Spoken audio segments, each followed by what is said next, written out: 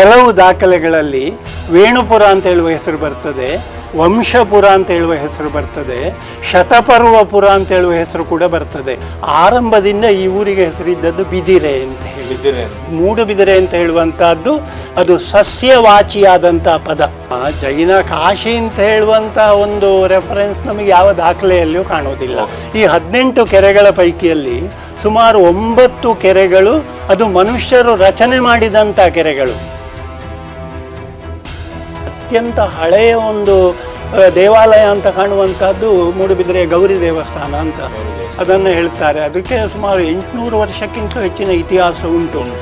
ಇಲ್ಲಿ ಮೂಡುಬಿದಿರೆಯಿಂದ ಒಂದು 4-5 ಕಿಲೋಮೀಟರ್ ದೂರದಲ್ಲಿ ಒಂದು ಕೊಣಾಜೆ ಅಂತ ಹೇಳುವಂಥ ಒಂದು ಜಾಗ ಉಂಟು, ನಿಮಗೆ ಗೊತ್ತುಂಟು. ಸುಮಾರು ಇವತ್ತಿಗೆ 2500 ವರ್ಷಗಳ ಹಿಂದಿನ ಸಮಾಧಿ ಸ್ಮಾರಕಗಳಿದ್ದಾವೆ. ಅಲ್ಲಿ ಒಂದು ಬಸದಿ ಕೂಡ ರಾಜರು ನಿರ್ಮಾಣ ಮಾಡಿದ್ದಲ್ಲ. ಯಾಕಂದರೆ ಕಾರ್ಕಳಕ್ಕೆ ಮೂಡುಬಿದಿರೆಯ ಜನ ಹೋಗಲಿಕ್ಕೆ ಕಷ್ಟ ಇದೆ. ಅದು ಅಲ್ಲಿಯ ಭೈರರ ಸೋಡೆಯರ ಇದರಲ್ಲಿ ಇದ್ದದ್ದು. ಭೈರರ ಸೋಡೆಯರಿಗೂ ಚೌಟರಿಗೂ ಯಾವಾಗ ನೋಡಿದ್ರು ಜಗಳವೇ. ಆಮೇಲೆ ಇದಕ್ಕೆಲ್ಲ ಮುಕುಟಪ್ರಾಯವಾಗಿರುವಂಥದ್ದು ಮೂಡುಬಿದಿರೆಗೆ ಪ್ರಾತಿನಿಧಿಕವಾಗಿರುವಂಥದ್ದು ಅಂತ ಹೇಳಿದರೆ 1000 ಕಂಬದ ಬಸದಿ ಅಂತೇಳಿ. ದೂರದರ್ಶಕ ಸೂಕ್ಷ್ಮದರ್ಶಕ ಇಟ್ಟು ಹುಡುಕಿದರೂ ಕೂಡ 1000 ಕಂಬದ ಬಸದಿ ಅಂತ ಹೇಳುವ ಹೆಸರು ಎಲ್ಲಿಯೂ ಬರುವುದಿಲ್ಲ.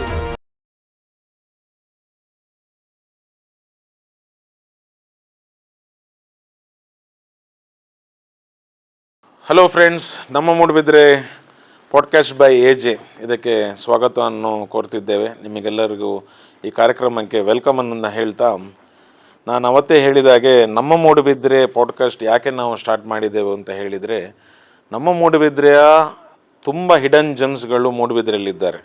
ಅವರನ್ನೆಲ್ಲ ನಾವು ಇವತ್ತು ಒಬ್ಬರೊಬ್ಬರನ್ನಾಗಿ ಮೂಡುಬಿದಿರೆ ಅವರಿಗೆ ಪರಿಚಯ ಮಾಡಬೇಕು ಅಂತ ನಮ್ಮದೊಂದು ಉದ್ದೇಶ. ಹಾಗೆಯೇ ಮೂಡುಬಿದಿರೆಗೆ ಕಾಂಟ್ರಿಬ್ಯೂಷನ್ ಮಾಡಿದವರು, ಮೂಡುಬಿದಿರೆಗೆ ದೊಡ್ಡ ಮಟ್ಟಿನಲ್ಲಿ ಕೆಲಸವನ್ನು ಮಾಡಿದವರು ಅಲ್ಲಿ ಇಲ್ಲಿಂದ ತೆರೆಮರೆಯಲ್ಲಿ ಇದ್ದಾರೆ. ಅವರನ್ನೆಲ್ಲ ನಾವು ಜನಗಳ ಎದುರಿಗೆ ತಂದು ನಮ್ಮ ಮೂಡುಬಿದಿರೆಗೆ ಸೀಮಿತವಾಗಿರುವಂತಹ ಜನಗಳನ್ನು ನಾವು ಇವತ್ತು ತಂದು ಕೂರಿಸಿ ಅವರ ಬಗ್ಗೆ ಮಾತಾಡುವಂಥ ಒಂದು ಸಣ್ಣದೊಂದು ಪ್ರಯತ್ನವನ್ನು ನಾವು ಮಾಡ್ತಾ ಇದ್ದೇವೆ. ಇದಕ್ಕೆ ನಿಮ್ಮ ಸಹಕಾರ, ಸಪೋರ್ಟ್ ಯಾವತ್ತೂ ನಮಗೆ ಬೇಕೇ ಬೇಕು. ಇದರ ಬಗ್ಗೆ ಏನಾದರೂ ಸಹ ಸಜೆಷನ್ಸ್ಗಳಿದ್ದರೆ, ಇದರ ಬಗ್ಗೆ ಏನಾದರೂ ಸಹ ನಮಗೆ ಹೇಳಬೇಕು ಅಂತ ಇದ್ದರೆ, ನಮಗೆ ದಯವಿಟ್ಟು ನಮ್ಮ ಯೂಟ್ಯೂಬ್ ಚಾನಲ್ನಲ್ಲಾಗಿರಲಿ ಅಥವಾ ಇನ್ಸ್ಟಾಗ್ರಾಮ್ ಚಾನಲ್ನಲ್ಲಾಗಿರಲಿ ಅಥವಾ ಫೇಸ್ಬುಕ್ಕಲ್ಲಿ ನೀವು ಯಾವತ್ತಿಗೂ ನಮಗೆ ಮೆಸೇಜನ್ನು ಕೂಡ ಕಳಿಸ್ಬೋದು ಅಥವಾ ಕಮೆಂಟನ್ನು ಕೂಡ ಮಾಡ್ಬೋದು. ಇವತ್ತಿನ ಟಾಪಿಕ್ ಏನು ಅಂತ ಹೇಳಿದರೆ, ನಮ್ಮ ಮೂಡುಬಿದಿರೆ. ನಮ್ಮ ಮೂಡುಬಿದಿರೆ ಅಂತ ಹೇಳಿದರೆ, ನಮ್ಮ ಮೂಡುಬಿದಿರೆ ಎಲ್ಲಿಂದ ಶುರು ಆಯಿತು, ನಮ್ಮ ಮೂಡುಬಿದಿರೆ ಮುಂಚಿನ ಕಾಲದಿಂದ ಯಾರೆಲ್ಲ ನಮ್ಮಲ್ಲಿ ಇದ್ದರು, ನಮ್ಮ ಮೂಡುಬಿದಿರೆಯಲ್ಲಿ ಏನೆಲ್ಲ ವೈಶಿಷ್ಟ್ಯತೆಗಳನ್ನು ಆಗಿದೆ, ನಮ್ಮ ಮೂಡುಬಿದಿರೆಯಲ್ಲಿ ಯಾವುದೆಲ್ಲ ರೀತಿಯ ರಾಜರುಗಳು, ಯಾವುದೆಲ್ಲ ರೀತಿಯ ಬಸದಿಗಳು ಅಥವಾ ಇದರ ಬಗ್ಗೆ ಒಂದು ಸಂಕ್ಷಿಪ್ತವಾದ ಒಂದು ಹಿಸ್ಟ್ರಿಯನ್ನು ನಾವು ಹುಡುಕಿಕೊಂಡು ಹೋಗುವಾಗ ನಮಗೆ ಸಿಕ್ಕಿದ್ದು ನಮ್ಮ ಮೂಡುಬಿದಿರೆಯ ಡಾಕ್ಟರ್ ಪುಂಡಿಕಾಯಿ ಗಣಪಯ್ಯ ಭಟ್ರು ಇವರು. ಸೊ ಇವತ್ತು ನಮ್ಮ ಜೊತೆ ಡಾಕ್ಟರ್ ಪುಂಡಿಕಾಯ ಗಣಪಯ್ಯ ಭಟ್ರು ಇವತ್ತು ನಮ್ಮ ಜೊತೆ ಇದ್ದಾರೆ. ಅವರು ಇವತ್ತು ನಮ್ಮ ಮೂಡುಬಿದಿರೆಯ ಬಗ್ಗೆ, ಮೂಡುಬಿದಿರೆ ಹೆಸರಿನಿಂದ ಶುರು ಮಾಡಿಕೊಂಡು ಮೂಡುಬಿದಿರೆಯಲ್ಲಿ ಯಾರೆಲ್ಲ ಬಂದರು, ಯಾರೆಲ್ಲ ಹೋದರು, ಯಾರೆಲ್ಲ ವ್ಯಾಪಾರಗಳನ್ನು ಮಾಡಿದ್ದಾರೆ, ಏನೆಲ್ಲ ರೀತಿಯ ವ್ಯಾಪಾರಗಳು ಮೂಡುಬಿದಿರೆಯಲ್ಲಿ ಆಗ್ತಿತ್ತು, ಮತ್ತು ಇದರ ಬಗ್ಗೆ ಸಣ್ಣ ಸಣ್ಣ ಒಂದು ಹಿಸ್ಟ್ರಿಯನ್ನು ಅವರು ಇವತ್ತು ನಮಗೆ ಹೇಳಲಿಕ್ಕೆ ಇದ್ದಾರೆ. ಇದರ ಬಗ್ಗೆ ದೀರ್ಘವಾದ ಒಂದು ಹಿಸ್ಟ್ರಿಯನ್ನು ಮಾತಾಡಲಿಕ್ಕೆ ನಾವು ಸಪ್ರೇಟಾಗಿ ಇನ್ನೊಂದು ಎಪಿಸೋಡನ್ನು ಮಾಡಲಿಕ್ಕಿದ್ದೇವೆ. ಬಟ್ ಇವತ್ತಿನ ಫಸ್ಟ್ ಎಪಿಸೋಡಲ್ಲಿ ನಾವು ಮೂಡುಬಿದಿರೆಯ ಹಿಸ್ಟ್ರಿಯನ್ನು ನಾವು ಹುಡುಕಿಕೊಂಡು ಹೋದಾಗ ಇದು ಎಲ್ಲಿಂದ ಸ್ಟಾರ್ಟ್ ಆಗ್ತದೆ ಅಂತ ಹೇಳಲಿಕ್ಕೆ ಇವತ್ತು ನಮ್ಮ ಜೊತೆ ಡಾಕ್ಟರ್ ಪುಂಡಿಕಾಯಿ ಗಣಪಯ್ಯ ಭಟ್ರನ್ನು ನಾವು ಇವತ್ತು ಕಾರ್ಯಕ್ರಮಕ್ಕೆ ಸ್ವಾಗತಿಸಿದ್ದೇವೆ. ಕಾರ್ಯಕ್ರಮಕ್ಕೆ ಸ್ವಾಗತ ಸರ್. ಇವತ್ತು ನಮ್ಮ ಮೂಡುಬಿದಿರೆಯ ಒಂದು ಇತಿಹಾಸವನ್ನು ಮತ್ತು ನಮ್ಮ ಮೂಡುಬಿದಿರೆಯ ಬಗ್ಗೆ ಕೆಲವು ಕಾಳಜಿಯನ್ನು, ನಮ್ಮ ಮೂಡುಬಿದಿರೆಯಲ್ಲಿ ಆಗುವಂಥ ಆಗುಹೋಗುಗಳನ್ನು ನಾವು ಇವತ್ತು ಚರ್ಚಿಸಲಿಕ್ಕೆ ಇದ್ದೇವೆ. ಇದು ಹೀಗೇ ಕಂಟಿನ್ಯೂ ಹಾಕ್ಕೊಂಡು ಹೋಗ್ತದೆ ಸರ್ ಮುಂದಕ್ಕೆ ಕೂಡ ಸಹ. ಹಾಗಾಗಿ ನಾವು ಇದರ ಬಗ್ಗೆ ಏನು ಆಲೋಚನೆ ಮಾಡುವ ಅಂತ ಎನಿಸುವಾಗ ನಮಗೆ ಫಸ್ಟ್ ಬಂದದು ನಮ್ಮ ಮೂಡುಬಿದಿರೆಯ ಬಗ್ಗೆ ಏನು ಅಂತ ನಾವು ಒಂದು ಇಂಟ್ರಡಕ್ಷನ್ ಮಾಡಿಕೊಂಡು ಹೋಗುವ. ಅದರ ನಂತರ ಯಾರೆಲ್ಲ ಇದಕ್ಕೆ ಕೈ ಜೋಡಿಸ್ಕೊಂಡು ಬಂದಿದ್ದಾರೆ, ಮೂಡುಬಿದಿರೆ ಡೆವಲಪ್ಮೆಂಟಿಗಾಗಿರಲಿ ಅಥವಾ ಮೂಡುಬಿದಿರೆಯ ಒಂದು ಒಳ್ಳೆಯ ಒಂದು ಸಮಾಜವಾದಿ ಕೆಲಸಗಳನ್ನು ಮಾಡಿಕೊಂಡು ಯಾರೆಲ್ಲ ಬರ್ತಿದ್ದಾರೆ, ಅವರನ್ನೆಲ್ಲ ಮುಂದಕ್ಕೆ ನಾವು ಈ ಶೋ ಅಲ್ಲಿ ಕರ್ಕೊಂಡು ಬಂದು ಕೂತಿಸಿ ನಮ್ಮ ಮೂಡುಬಿದಿರೆಯ ಜನಗಳ ಬಗ್ಗೆ ಪ್ರಪಂಚಕ್ಕೆ ಗುರ್ತಾಗಬೇಕು ಅಂತ ನಾವು ಒಂದು ಈ ಶೋ ಅನ್ನು ಸ್ಟಾರ್ಟ್ ಮಾಡುವ ಉದ್ದೇಶದಲ್ಲಿ ನಾವು ಸ್ಟಾರ್ಟ್ ಮಾಡಿದ್ದೇವೆ ಸರ್. ಹಾಗೇನೇನಾಗ್ತದೆ ಅಂತ ಹೇಳಿದರೆ ಈ ಪಾಡ್ಕಾಸ್ಟ್ ಕನ್ನಡದಲ್ಲಿ ಸಹ ಇರ್ತದೆ, ತುಳುವಲ್ಲಿ ಸಹ ಇರ್ತದೆ ಸರ್. ಇವತ್ತಿನ ಪಾಡ್ಕಾಸ್ಟ್ ನಾವು ಮಾಡ್ತಿರೋದು ಕನ್ನಡದಲ್ಲಿ. ನಾನು ಡಾಕ್ಟರ್ ಪುಂಡಿಕಾಯಿ ಗಣಪಯ್ಯ ಭಟ್ರ ಬಗ್ಗೆ ಸ್ವಲ್ಪ ನಿಮಗೆ ಹೇಳಬೇಕಾಗ್ತದೆ. ಇವರು 1981ರಲ್ಲಿ ಶ್ರೀ ಧವಳ ಕಾಲೇಜಲ್ಲಿ ಉಪನ್ಯಾಸಕರಾಗಿ ಬಂದು ಸೇರಿಕೊಳ್ತಾರೆ. ಹಾಗೆಯೇ ನಮ್ಮ ಮೂಡುಬಿದ್ರೆಯ ಇತಿಹಾಸದ ಬಗ್ಗೆ ತುಂಬ ಒಂದು ಕಾಳಜಿಯಲ್ಲಿ ಅದರ ಬಗ್ಗೆ ಡೀಪ್ ಸ್ಟಡಿಯನ್ನು ಮಾಡಿ ಇವತ್ತು ಅವರೊಂದು ನಮ್ಮ ಮೂಡುಬಿದ್ರೆಯ ಬಗ್ಗೆ ಅವರ ಒಂದು ಭಂಡಾರನೇ ಅವರ ಕೈಯಲ್ಲಿ ಉಂಟು. ಅವರು ಮೂಡುಬಿದ್ರೆ ಹೇಗೆ ಶುರುವಾಯಿತು, ಎಲ್ಲಿಂದ ಶುರುವಾಯಿತು, ಯಾಕೆ ಶುರುವಾಯಿತು ಅಂತ ನಮಗೆ ಇವತ್ತು ಕೆಲವು ವಿಷಯದಲ್ಲಿ ಅವರೆಲ್ಲ ನಮಗೆ ಕೆಲವು ನೋಟಗಳನ್ನು ಕೊಡಲಿಕ್ಕಿದ್ದಾರೆ. ನಾನು ಅವರನ್ನು ಈ ಕಾರ್ಯಕ್ರಮಕ್ಕೆ ಸ್ವಾಗತಿಸುತ್ತಾ, ಗಣಪಯ್ಯ ಭಟ್ರವರು ನಿಮ್ಮ ಇಂಟ್ರಡಕ್ಷನನ್ನು ಅಥವಾ ನಿಮ್ಮ ಒಂದು ಇದನ್ನು ನೀವೇ ಸ್ವತಃ ಹೇಳಿದರೆ ಜನಗಳಿಗೆ ಇನ್ನೂ ಸುಲಭ ಅಂತ ನಾನು ಅಂದ್ಕೊಳ್ತೇನೆ ಸರ್, ವೆರಿ ಶಾರ್ಟ್ ಆಗಿ. ಇಲ್ಲ, ನನ್ನ ಬಗ್ಗೆ ಬಹುಶಃ ಹೇಳುವಂಥದ್ದು ಇಲ್ಲಿ ಪ್ರಸ್ತುತ ಅಂತ ಅನಿಸುವುದಿಲ್ಲ. ಆದರೆ ಮೊದಲಾಗಿ 2 ವಿಷಯಗಳನ್ನು ಪ್ರಸ್ತಾಪಿಸಿ ನಾನು ಮುಂದೆ ಹೋಗಲಿಕ್ಕೆ ಬಯಸ್ತಾ ಇದ್ದೇನೆ. ಒಂದು, ಇಂಥ ಒಂದು ಕಾರ್ಯಕ್ರಮವನ್ನು ನಮ್ಮ ಮೂಡುಬಿದ್ರೆ ಚಾನಲ್ ಮಾಡುವಂಥದ್ದು ಇದು ಬಹುಶಃ ಮೊದಲೇ ಬೇರೆ ನೆಲೆಗಳಲ್ಲಿ ಆಗಬೇಕಿತ್ತು. ಯಾಕಂದರೆ ಮೂಡುಬಿದ್ರೆ ಬಗ್ಗೆ, ಮೂಡುಬಿದ್ರೆ ಇತಿಹಾಸದ ಬಗ್ಗೆ, ಇತಿಹಾಸವನ್ನು ಅರಿಯದೆ ವರ್ತಮಾನವನ್ನು ಅರಿಲಿಕ್ಕೆ ಆಗುವುದಿಲ್ಲ ಅಂತ ಹೇಳುವ ಒಂದು ಮಾತುಂಟು. ಆದ್ದರಿಂದ ಇತಿಹಾಸವನ್ನು ಅರಿಯುವ ಮೂಲಕ ನಾವು ನಡೆದು ಬಂದ ದಾರಿ ಇರಬಹುದು, ಅಥವಾ ಮೂಡುಬಿದ್ರೆ ಒಂದು ಬೇರೆ ಬೇರೆ ಹಂತಗಳಲ್ಲಿ ಅದು ಪಡೆದುಕೊಂಡು ಬಂದಂಥ ರೂಪ ಇರಬಹುದು, ಇದರ ಬಗ್ಗೆ ಇಂಥ ಒಂದು ಸರಣಿ ಕಾರ್ಯಕ್ರಮವನ್ನು ಮಾಡುವಂಥದ್ದು. ಅದಕ್ಕೆ ಆರಂಭದಲ್ಲಿ ನಮ್ಮ ಮೂಡುಬಿದ್ರೆ ಚಾನಲ್ಗೆ ನಾನು ವಿಶೇಷವಾದ ಅಭಿನಂದನೆಗಳನ್ನು ಅರ್ಪಿಸಲಿಕ್ಕೆ ಬಯಸ್ತಾ ಇದ್ದೇನೆ.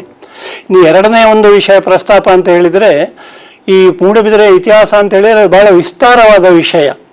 ಆದ್ದರಿಂದ ಒಂದು ಅರ್ಧ ಗಂಟೆಯ 1 ಗಂಟೆಯಲ್ಲಿಯೂ ಅದನ್ನು ಸಮಗ್ರವಾದಂಥ ಚಿತ್ರಣವನ್ನು ನೀಡುವುದು ಸ್ವಲ್ಪ ಕಷ್ಟ. ನಾವೊಂದು ಕನ್ನಡದಲ್ಲಿ ಒಂದು ಮಾತು ಹೇಳ್ತಾರೆ ನೋಡಿ, ಪಕ್ಷಿ ನೋಟ ಅಂತ ಹೇಳಿ.